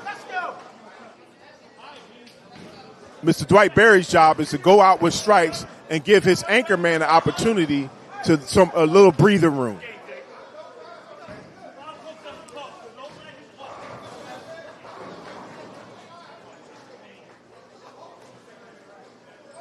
Mr. Lewis throws another ball. Don't look that great. Oh, he got lucky. Yes! Oh, he must have said his prayer. I hear Chuck Wallace back here in the back screaming, yes! He know that was lucky. I'm a proud daddy, man. You're a proud daddy. I hear you. All right, see if Mr. Dwight Berry, which is very important for him to match this strike here. You do not want to give them an opportunity to get back in the match. And he finishes with a strike. Oh, his teammates are yelling for him right now. Right now, after 2 strikes in the 10th frame, Dover Dog Pound's up by 36. This is huge because now, no matter what, they have an opportunity to finish the game, and they're inching closer and closer in the totals. It's 1333 to 1304. Let's see if Mr. Lewis, whatever he throws, it'll still give his team an opportunity to get back in the match. Okay, he strikes out. So Mr. Lewis goes out with a 213 after his leadoff man, Mr. Braun, gives him a 258. Let's see what Mr. Berry can do. He throws his ball, looks good, and he goes out with a strike. So now everybody's striking in the 10th frame. Mr. Berry goes out with a 204 after his 2 opens that he had. One was a split, one he missed a 10 pin. So at this point, it's going to be huge if Miss Renee Jackson can finish her game. Now, her team is up by 36, so she has a little bit of cushion, but she really needs to throw a strike her first ball. You do not want to go into the 10th frame with Brian Elder having an opportunity to chop that wood down. He can get a total of 50 pins just like Miss Renee Jackson can. Let's see what Brian Elder does. Uh-oh, he threw the split. This second game goes to well, let's not count that out yet because anybody can pick up that kind of spare. Let's see if Miss Renee Jackson, what she does. How does she answer the call? She throws a... Oh, baby! Did you see that? Look at she got her hands up there. She act like she won the lottery or something. That's it. She has to continue to throw strikes here.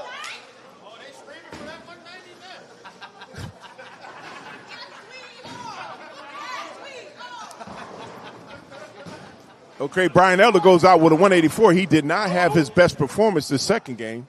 His team down without even Renee Jackson throwing the second ball. They're down by, let me see. They're down by, 38 pins. If Renee Jackson goes out, she might pull her team in front by 3 pins. Let's see if she can strike out. She does 2. That's two. If she throws another ball, she will put Dog Pound up by totals, which is a admirable feat at this point. They'll be up by 3 pins going into the third game. Why is that important? Once again, the total pin count across the board. Their team, they were down in the first game, and now they pull themselves up to be ahead in the second game. Question is, at this point, can they finish the job? It's a whole team effort when it comes to total pin count. Ms. Jackson throws another good ball, and she finishes it. She puts her team 3 sticks ahead in the second game for total pins, and they win the second game. Outstanding feat. They were plus 68 This is an outstanding performance by Dover Dog Pound to be able to come back when they were down in the first game. They didn't stick their head in the sand. They kept plugging. They kept bowling. That's what a team does. They don't give up after the first game. They go to the second game. They try to finish the job. Great job for Dover Dog Pound.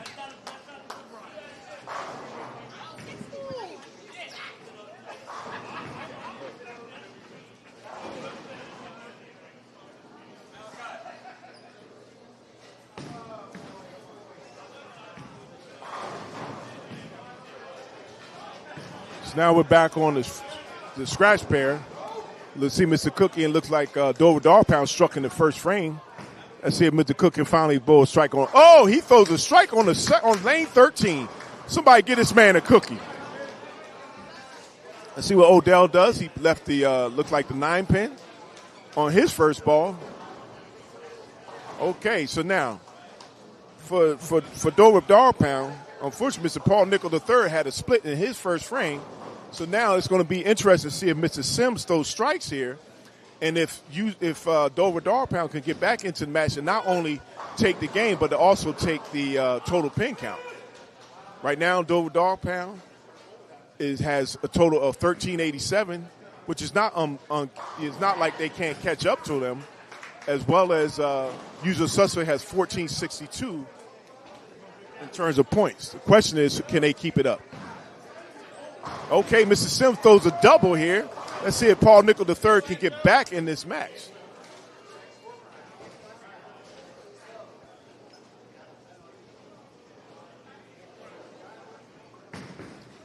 Okay, looks like he throws a very good ball here.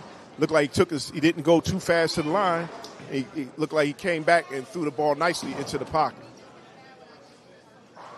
So at this point, it's a close match. Nobody's giving anything to anybody. Question is going to be, what can Dave Harkin and Mr. Jordan Bush can do to make this match even more interesting?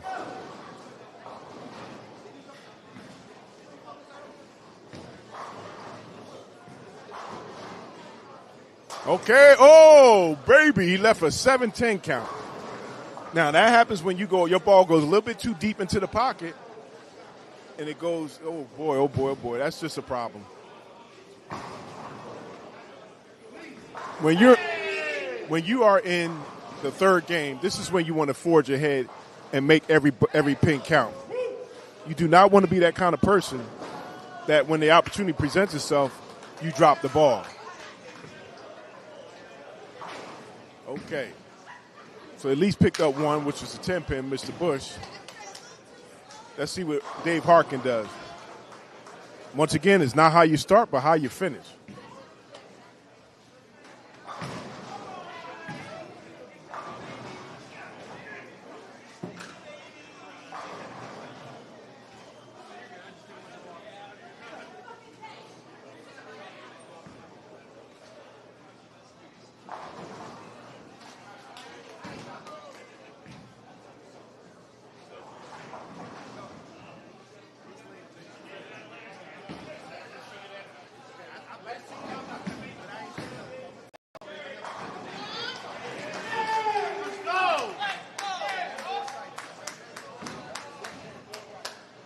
Okay, Dave Harkin's about to get up. Took him that long for some reason. Throws the ball out. He throws a strike there. He can take all the time he wants. He's a great bowler. He never seems to amaze me.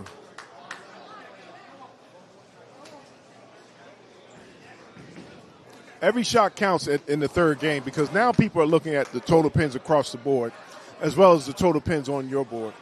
Before Usual Suspects throws their ball there, 1492. Dover Dog Pound on the scratch pair once again is at 1425. Question is, can they get back into this match? That's the question. You want to win the game, but you also want to be able to win the match. Odell Jones throws his ball. Mr. Strike-A-Lot leaves the 8-pin. Looked like he brought his hand across his body. Sometimes you get to the ball too quickly. Let's see what Mr. Cookie can do, Mr. Rob Cook can do, a.k.a. Cookie, because he can throw a strike. He has to keep his team in the match, and he does. once again, if they're going to win this match, this game here at least, they have to do it as a team effort. Mr. Chris Sims is up for usual suspect. Mr. Odell Jones is up to try to pick up that eight pin. It shouldn't be an issue, but sometimes if your emotions get the best of you, you can make a mistake.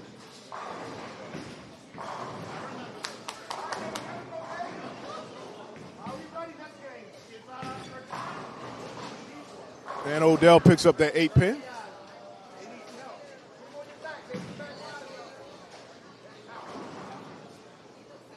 All right, right now, let's see if Mr. Sims can answer the call for the triple. Keep his team effort, once again, to keep them in the match on the scratch pin. He throws the ball out, comes back to the pocket. Beautiful, beautiful shot. When you have guys like Mr. Sims in the match, you're never out of the match. He was messed up early, but he finished the first game, and now he's starting the second game off with 3 in a row, just like his leadoff man, Mr. Robert Cook. Mr. Robert Cook got it taken care of. Now we're about to go switch over to the first team handicap. For usual suspects, we have Mr. Rob Foster, a 217 bowler, Eugene Norton, Mr. 216 bowler, and Brian Lindenkamp, Mr. 227 bowler. Brian Lindenkamp is the truth. Okay, for Dover Dog Pound, we have Mr. Wheeler, Mr. Tim Cambridge, as well as Mr. Vincent Myers.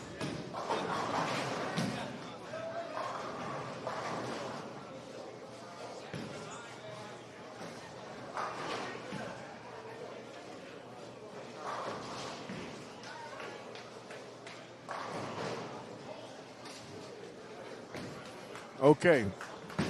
Let's see if Mr. Wheeler can throw a strike. He throws a backup bowler. This young fella's been bowling strikes this whole game. Well, his first game he wasn't that good. He shot a 167. So he looked like he has a lot of range with his ball. Let's see what Mr. Foster can do in terms of picking up that pin.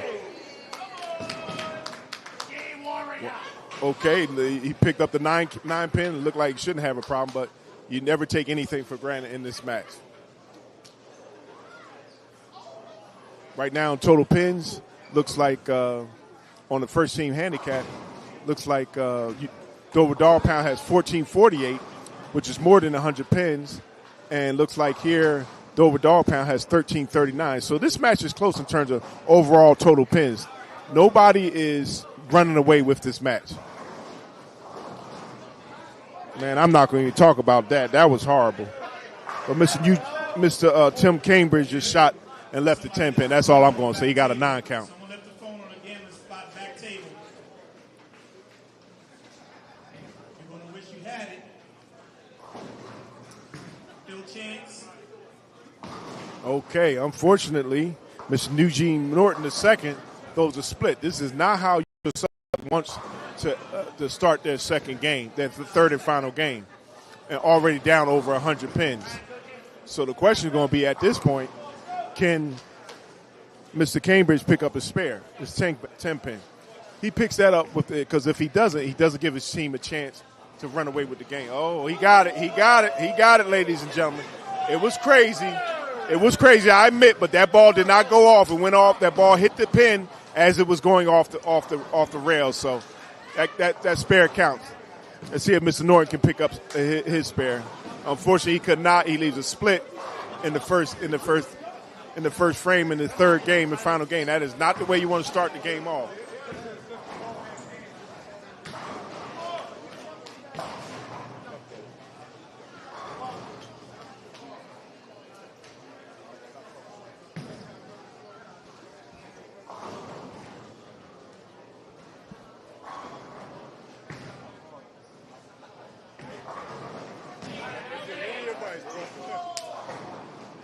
All right, looks like here, anchor man on first team handicap, Mr. Vincent Myers, he throws a strike here the first game. Let's see if Brian Linden can match the effort. What they have done is they've given Dover Dog Pound an opportunity to gain some confidence. And now Mr. Brian Lindenkamp threw the ball too slow, and he knows it. And now he's given the Dog Pound the opportunity to run away early with the match. Now, you cannot afford, if you're trying to win the overall total pins, you cannot start the match off with opens, because every time you give a team an opportunity to strike, and they do, and they're closing pins, now all of a sudden you're giving away on another pair, but you're gaining on another. So it's going to be interesting to see what happens here. All right, Mr. Brian Lindenkamp went for the 2 pins to the left. He should have went for the 7 board, which would at least gave him an opportunity to kick it over to get the 10 pin.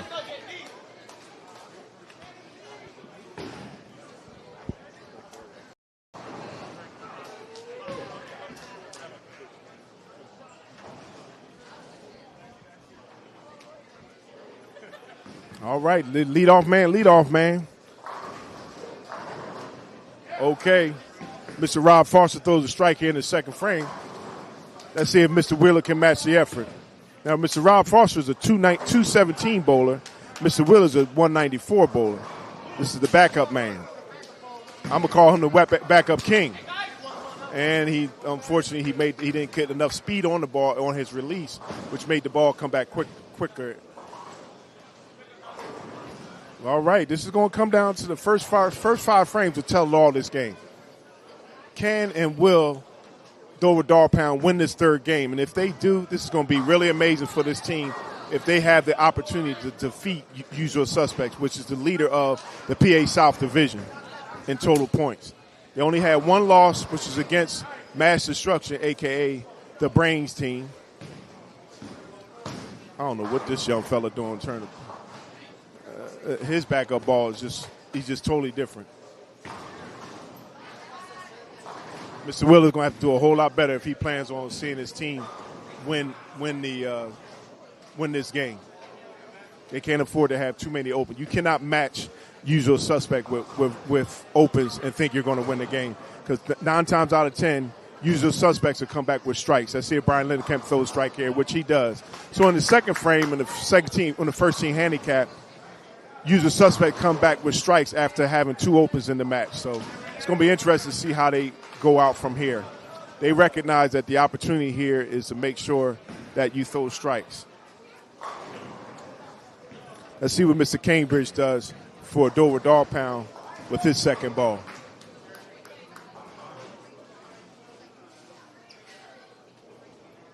He gets set. He bends his knees. Let's see how he goes to the line.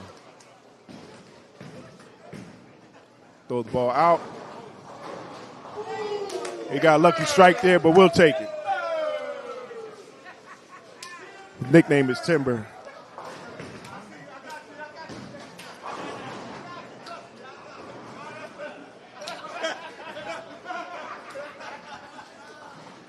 All right, they got to give their anchor man an opportunity. Mr. Vincent Myers, he needs to strike out. He's a 212 bowler versus Mr. Brian Lindenkamp, who's a 227 bowler.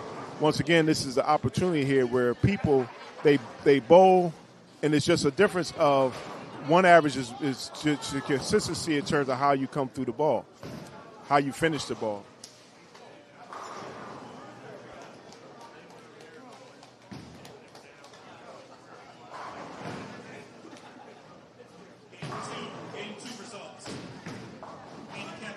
Okay, Mr. Myers got out of trouble. He left the 8 count.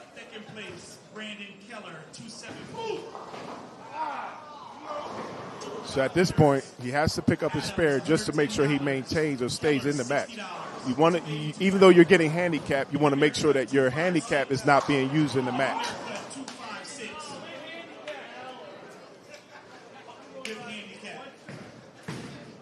See if Mr. Myers can pick up that trash. There you go. He does.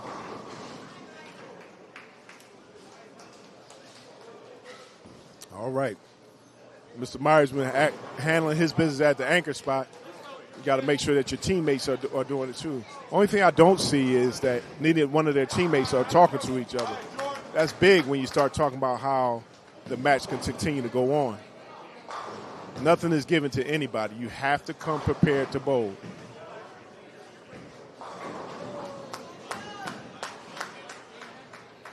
Okay. And the backup bowler is just, once again, all out, all over the place. called himself the backdoor bandit. I'm not going to even touch that one. Okay, Mr. Foster leaves the 10-pin, which when you are, once again, when you are a 217 bowler, it's not a given that you can pick up that 10-pin. You should 9 or 8 times out of 10. Let's see what the backup bowler does. See if he pick up it. Okay, he picks up his spare.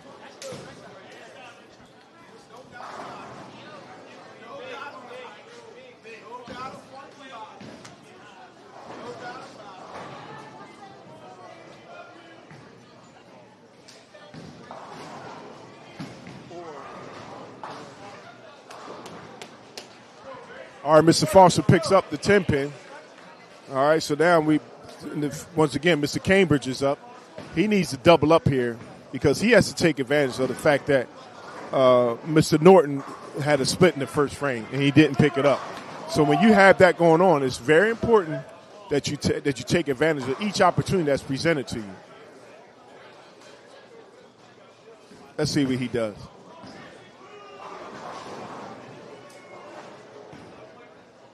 Mr. Wheeler throws his ball, comes back to the pocket, and leaves the 7-pin. Now, in my opinion, he didn't throw that ball correctly to give himself an opportunity for that ball to crash the pocket. All right, that's at this point, Mr. Eugene Norton, because he had that spare, he has to double up here. He had that split, he has to double up here. He left the 10-pin, which once again, when you are a 216 bowler, it's not guaranteed that you'll pick up that spare. Each ball counts. Each ball matters.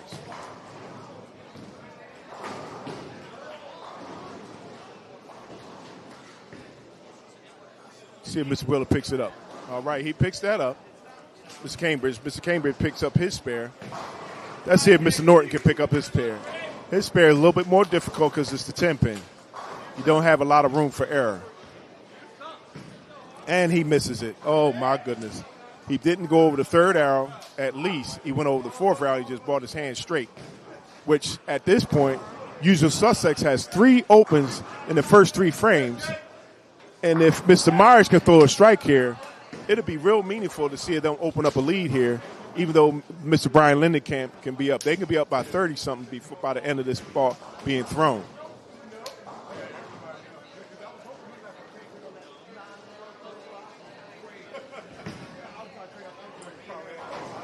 Ooh, he leaves the 10-pin. Leaves the 10-pin.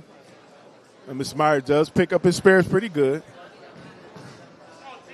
Mr. Myers is a 212 bowler, but at least he's been very consistent today. That's all that matters.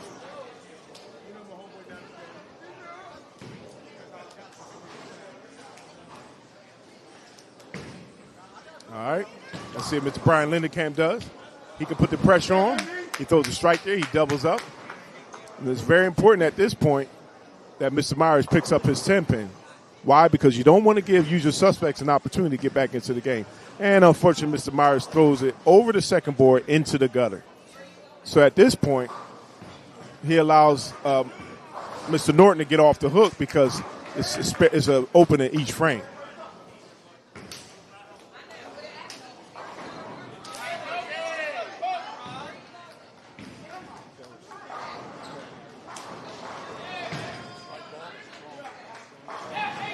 All right, the young fella is back on his game. He only had 1 open, which is good. Mr. Wheeler, let's see if he can do.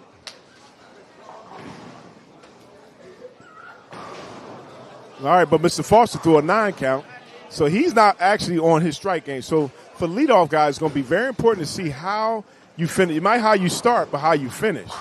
Can you actually throw strikes when you need to? In the third game, you do not want to be throwing spares. You want to be throwing strikes at this point. And Mr. Foster throws the ball, and he picks up the 10-pin. Actually got it jacked up into the right side of the ball, or the lane, but that's okay. He come back telling his teammate what he did, but that's nice. At this point, Mr. Cambridge needs to throw a strike, and so does Mr. Norton. Mr. Norton will be up in first in this fourth frame. Once again, it's the third game. Total pin count is on the side of Dover Dog Pound with 1592, and usual suspects on the first team handicap has 1474. This is huge because all these games are closer and close, and then if you keep fighting, you never know how this match will end up. Usual Suspects could lose this match, ladies and gentlemen. And if they do that, it's not a good thing for them in turn to being the division leader. Let's see what Mr. Norton does here. Mr. Norton, he leads the 9 pin. Now, why is that important? Because it's important because if Mr. Cambridge throws a strike here, they're giving Dover Dog Pound more and more confidence to go down the pipe at the end of this game to win. All right, let's see what Mr. Wheeler does. Mr. Cambridge does.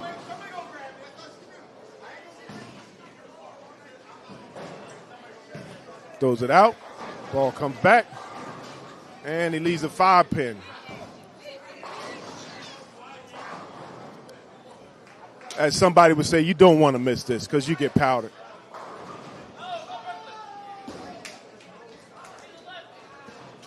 But all right, he's still Mr. Norton picks up that pin there.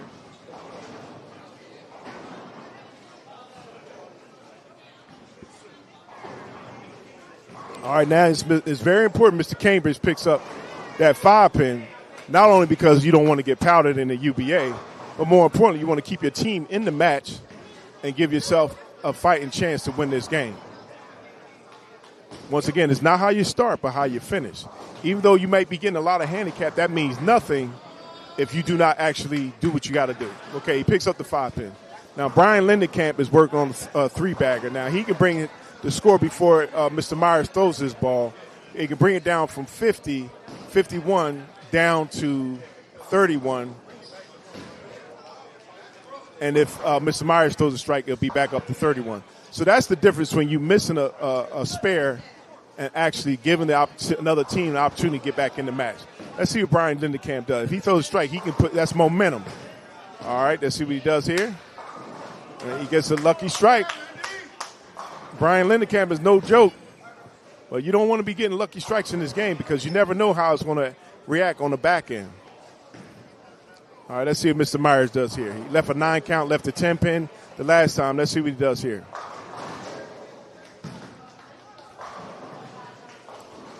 Oh, he throws a split. Look like his energy level is falling. Yeah, it looks like Mr. Myers' energy level is getting tired. You don't want to be that person where you're getting tired at the end of the game. Mainly because your team needs you to be able to strike out when it counts. It's all about being able to count on your own teammates. The other issue here that's more important is how do you perform if your team is up and your team is close and you don't want the total pin count to go away. You worked hard to get there, but now you're not doing the job. So it'll be more and more important to actually do what you got to do.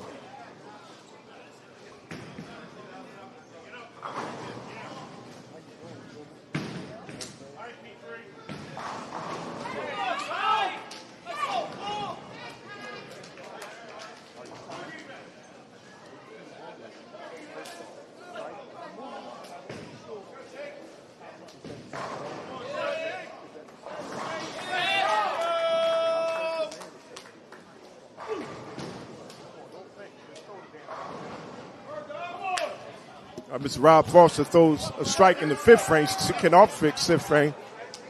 It's going to be important for the backup bowler, Mr. Wheeler, to throw a strike. He threw a strike already in the beginning of the 5th frame, so he's on a 2-bagger. Let's see if Mr. Wheeler can get back on his strike game. He only got 1 strike in the whole game. But it's important that you pick up your anchor man and you don't give away the remaining handicap that you do have. They're only up by 28. He has to begin to throw strikes here.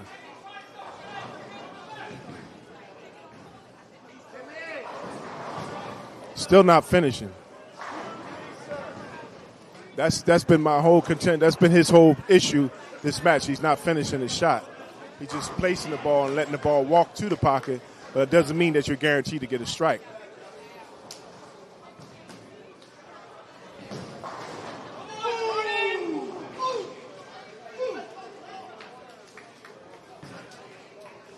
Okay, Mr. Norton throws his ball. He leaves a 10 pin. That's not his friend. He did miss it previously in this game. Let's see if he can do it. Now, if it was me or anybody else, he missed it in the 3rd frame. He missed the 10 pin in the 1st frame. It came back to hurt him. Mr. Wheeler picks up his spare. He has a clean game, but now Mr. Norton cannot afford to miss this 10-pin because he already has 2 opens in the game already. This could be very interesting in terms of how a team, his confidence going down the end of the match. Let's see what he does. Oh, and he missed it real bad. Yeah, second time he tugged it. He got his teammate now. He's got to be talking to himself because now he has 3 opens in the match. And the next thing as the match goes on, every time he leaves a 10-pin, he's going to be thinking about the 2 10-pins. He's going to be thinking about the 2 frames they left the 10-pin previously, and he tugged the ball. He's not relaxing. He's not going over the arrow, and he's putting too much pressure upon himself. Mr. Myers throws a 10-pin, leaves a 10-pin on his pair. It's important that he picks up the 10-pin. He missed the 10-pin in the 3rd frame as well. So you don't want to go tit for tat, but you want to be able to keep yourself and your team in the match. Let's see if Brian Lindenkamp throws a strike here. If Brian Lindenkamp throws a strike here, he'll close that gap from 35 pins to 5 pins in favor of Dawg Pound. But more importantly, okay, he gives those a strike there. That's 4 in a row, down to 5. If Mr. Myers picked up the pin, it'll be 6 or 7 in terms of point lead.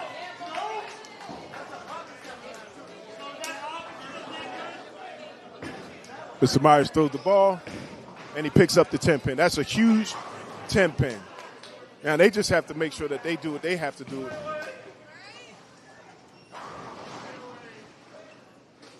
Says you missed it. The score has to be corrected. Okay, that's the triple bagger from Mr. Wheeler.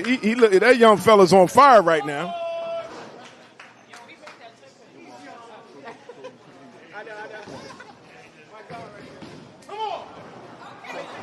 Change the score. Go get him and tell him. Give me your hand.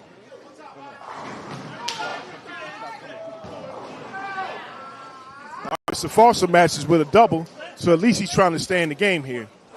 Right now, usual suspects is in a fight. Let's see what Mr. Cambridge does. Okay, he throws the ball out, come back. There you go. He needed that strike just for a confidence thing. He ain't had too many. His nickname is Timber, but he ain't put too many Timbers out there.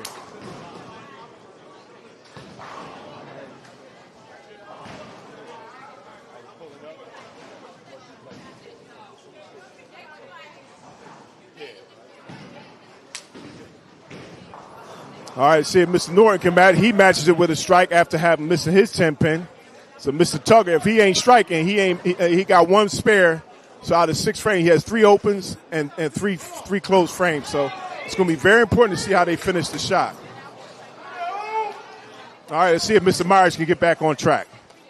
He has had a lot of 9 counts except for the split, and he has to strike here just for his confidence. Because your anchor man, you want to make sure he's finishing his shot. Leaving the 7 count. Leaves a 7-pin, which is an easy shot, but you're still leaving the door open for usual suspect to come back and win this game. What they need to do, they need to make sure that they finish.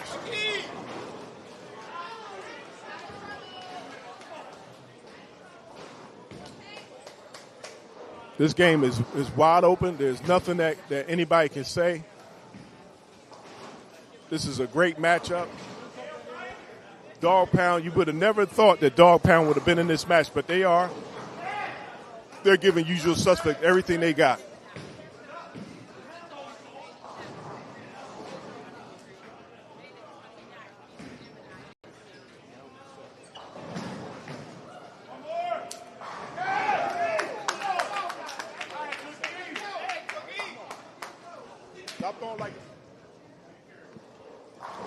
All right, look, hey, you got to change that.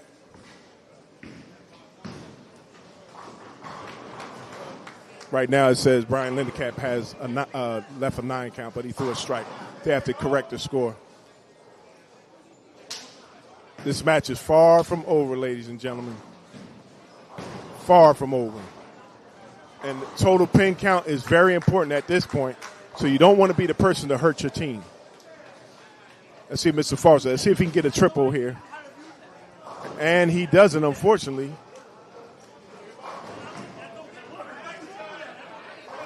It looks like he left a 2-pin. So it's important that he finishes the game strong. At this point, anything can happen. No game is over. This match is far from over. Mr. Foster is waiting. I don't know what he's waiting for. I would have been shot that ball.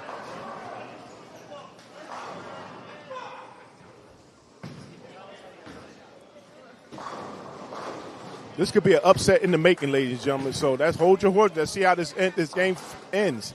It is not over. Total pin count is very close. Nobody is running away with it. Right now, it looks like to me, usual suspects may be up by 20 pins, but the match is not over. Looked like Mr. Wheeler threw the ball way outside. When you do that, you make your ball go longer. Sometimes you can be yippee-ki-yay, you throw the ball way too far out, and now you got to make it so that your ball comes back. He has to get those 3 pins, but in doing so, he has to remain under control and to throw his ball correctly. Let's see what Mr. Norton does. Mr. Norton's not a guarantee either with the way he's been throwing today. So the ball looks like a good ball. He throws a strike there. He has the double up. He doubles up there. That's huge for his team. At this point, their usual suspects is eating into Dover Dog Pound's total pin count, which is important because overall, all together, it's important that they continue to make sure that their team is widening their lead because of total pin count on all 3 lanes.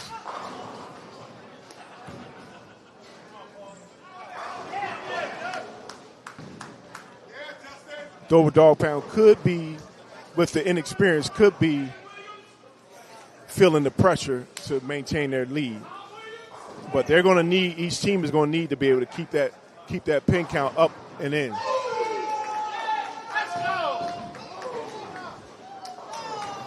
Let's see if Mr. Cambridge can do. He has to remember to finish the follow through on his shot. Okay, he throws the ball more inside. Ooh, he leaves a 10-pin. Now, previously he did miss that shot early on in this frame. Not in this game, but the last game. But that was because he threw the ball over the second arrow. Let's see if he can do it. If you don't keep your speed up in the second arrow, that could be a problem. This match is far from over. Brian Lindenkamp, if he can throw a strike here, he will pull his team in the lead, which is huge. He cannot get off his strike game. He has to throw strikes here. And he does. That's what Brian Lindenkamp does. Mr. Brian Lindenkamp has 6 in a row. Nobody on Dover Dog Pound is even close to throwing those kind of strike balls. Let's see what happens at the I don't know if Mr. Myers missed that. He missed that. He missed that shot. That's a big shot. He needs to be able to pick up those spares. Dover Dog Pound has to pick up the spares. Why? Because total pin count counts in this match, and nobody's running away with the scores. So it's going to be very important to see who can finish this game.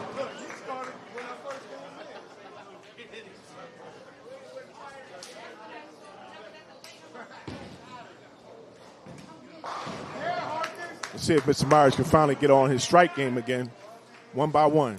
Let's see, he's up kind of high. I would have told him to move back behind the dots, but he might be the kind of guy that doesn't make that adjustment. And he finally throws a strike. That's a big strike there, especially since his Mr. Cambridge missed a 10-pin. So now they have to pick up each other. They have to begin to work as a team.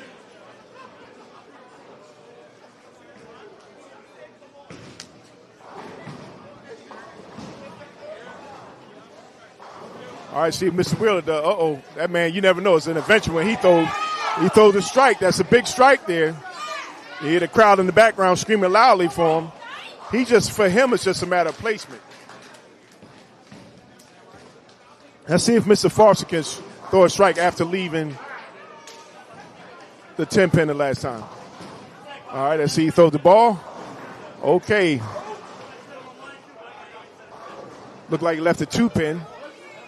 At this point, he has to pick it up. They can't go match for match. They have to actually win each frame. Right now, the advantage is on usual suspect side because the next two bowlers are working on doubles, whereas Mr. Cambridge actually has an open. So at this point, it's very important that he throw a strike here just to give his team a chance come back and win. He throws a strike there. Great ball from Mr. Cambridge. At this point, it's going to go down to the wire. You do not want to give up your pin count, and you don't want to make it so that your team does not have an opportunity to win totals. Okay, Mr. Foster throws the ball. It picks up that 2-pin. So that's an easy pin. Unless you throw the ball extremely too hard and you don't give the ball an opportunity to break back into the pocket, it shouldn't be an issue with picking up the 2-pin. Okay, at this point, let's see if Mr. Myers throws a double. He has to strike out to give his team the opportunity that they need to be able to get back in this match. After he throws his ball, they have 2 more frames to get back in the lead. That's with a mistake based on what usual suspects does. Okay, that's 2 in a row. He stole the strike. He's bear down as an anchor man should. He sees in the moment, and he's trying to throw strikes here. All right now, Mr. Eugene Norton is up the second. He needs to throw a strike just so he can give his anchor man some breathing room when he goes up. Now, Brian Lindenkamp generally does not need any help when it comes to throwing strikes because he's a strong bowler. But it does help no matter who you are when you're a team. Okay, Mr. Norton throws a strike there. He took the pressure off his teammate. And at this point, they are bowling very well. Usual suspects doing what they have to do in order to try to win. It looks like here, Dover Dog Pound, they actually won the first 2 games. So they could take totals, which would give them an 8-2 win on this pair. So each game, they're fighting every match. So it's going to be very important to see how they finish this game. This match is not over by far. And it looks like here, Dover Dog Pound is doing everything they can to win this match. So as a team, this is going to come down to the wire because the totals on every pair. This is fantastic. This is what UBA bowling is all about. Brian Lindenkamp needs to throw a strike here just so he gives his team overall a chance to get totals. Brian Lindenkamp has thrown 7 in a row. So this match is far from over. Now as the total is going down because Brian Lindenkamp throws nothing but strikes. And he has 7 in a row at this point, and now Dover Dog Pound is only up by 28, whereas at one point they were up by 60-something. It's not a given that anybody's going to win this match, but right now looks like usual suspect is up in total pin count. Okay, unfortunately, Rob Foster left the 8 count. Now at this point, it's important for Dover Dog Pound, Mr. Wheeler, to throw a strike here because it's very important going into the 10th frame. They need some momentum so they can continue to strike and open up that. Oh, he throws a strike. Don't ask me how he did it because I don't even know how the young fella throws the ball. But he done correct in doing his thing. He looks like, no matter what, he looks like a competitor. Once again, it's not how you start, but how you finish. Mr. Foster throws the ball, picks up the 8-pin, and now they're going into the 10th frame. He's on the spare as opposed to open. Now, it's very important that at this point, the second bowler up for Dover Dog Pound, Mr. Tim Cambridge, it's very important that he throws a strike here because they want to try to widen their lead so they give their team a chance to win overall pin count. You do not want to be that team that does not finish the shot in the match. Let's see how Mr. Cambridge throws his ball. Throws a nice ball, and he needs a strike. That's a double up. Oh, boy. Now it's up to Mr. Myers to throw a triple. Now, at this point, going into the 10th frame, each bowler for Dover Dog Pound on the first team handicap can end up with a triple. Anything can happen, ladies and gentlemen. This match is far from over, but you never know. You never know. Let's see Mr. Norton. He needs a strike just so he can keep his team in the conversation for it. And he throws a strike, too, as well. So it's going to be very important to see how you finish. Once again, it's not how you start, but how you finish.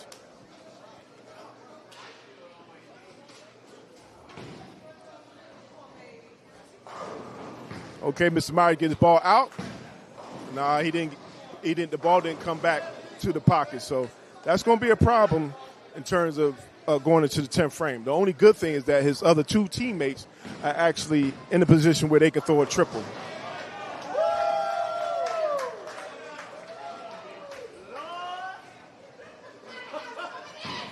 Okay, so here's a recap.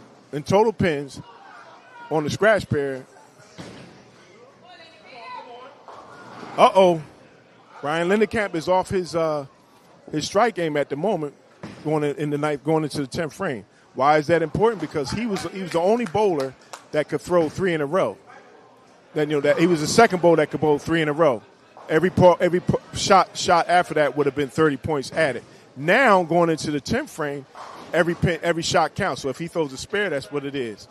Going into the 10th frame, it looks like here, Mr. Norton, Mr. Unexpected Norton, who can't pick up a 10-pin, is actually throwing he's on a four-bagger for usual suspects. Now, this is the situation. Mr. Wheeler, who I don't know how he throws, but he has double. If he triples here, he gives his team 30 points. He pulls his team ahead at least 10 more points. They need to get more and more pins to get a distance between themselves and usual suspects for the overall pin count. Okay, Mr. Foster does not throw a strike. He actually leads the 9-pin.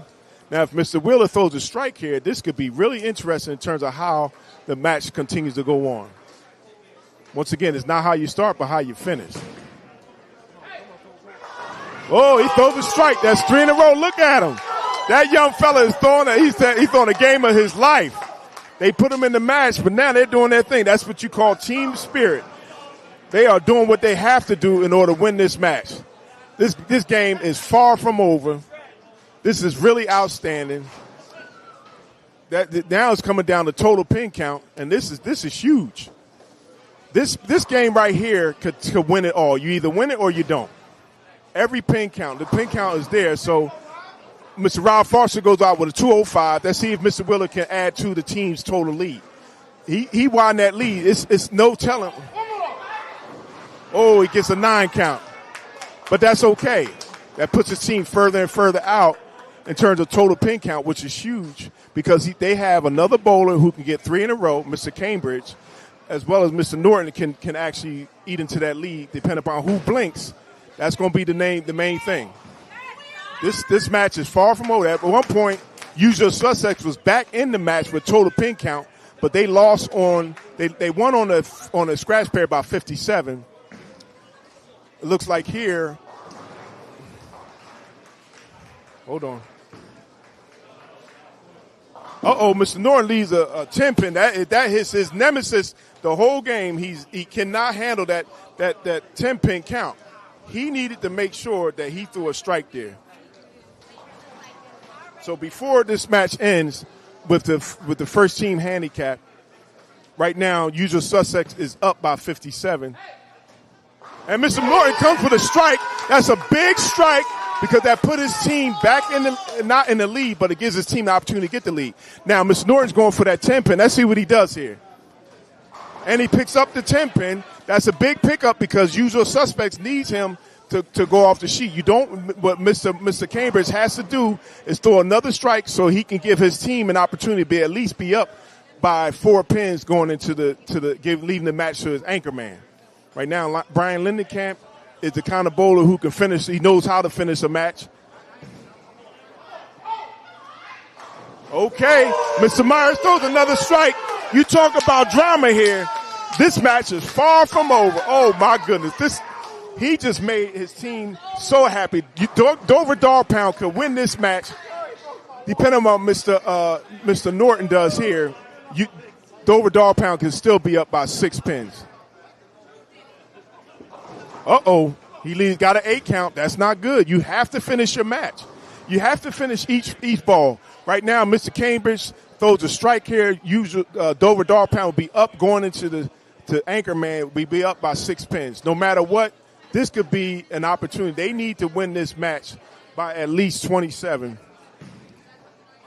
for total count. And he throws a strike. So at this point, Dover Dog Pound going to the anchor man is up by 6 pins. Mr. Myers he has gotten back on the right track, but he threw us a 9 count the last ball. Brian Lindenkamp, he's a gritty veteran. He's been in these situations before. The question is, who's going to win the match for their team?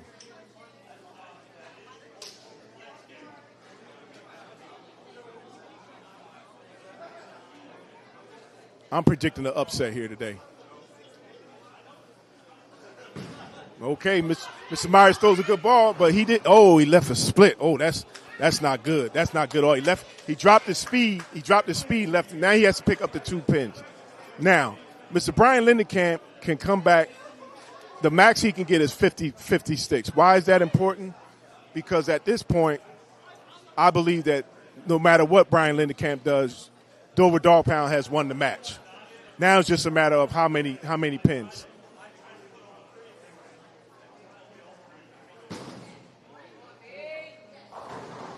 Brian Lindenkamp throws his first ball in the 10th frame, a strike. The maximum Brian Lindenkamp can get is another 30 pins. So as long as he picks up these 2, he picked up 1. Doesn't matter.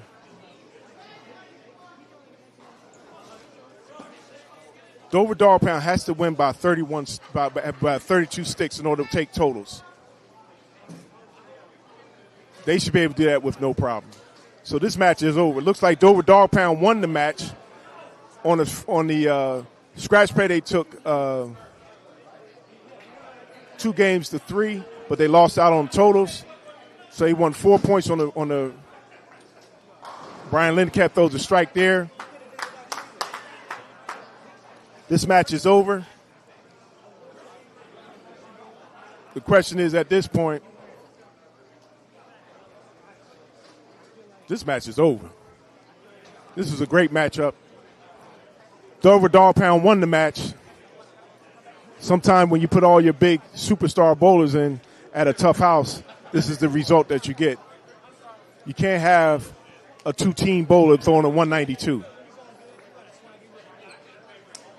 So at this point in the first team handicap, it was a valiant effort by Dover Dog Pound, but more importantly, they kept the game close, which enabled them to be able to win totals.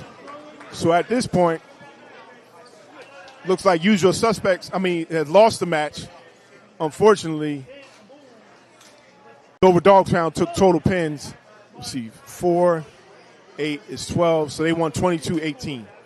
It's a great matchup. This was not expected, but Dover Dog Pound roughed it out, and they won the match 22-18, unofficially. Good match, both teams. I'm signing off. UBA all day. Great matchup.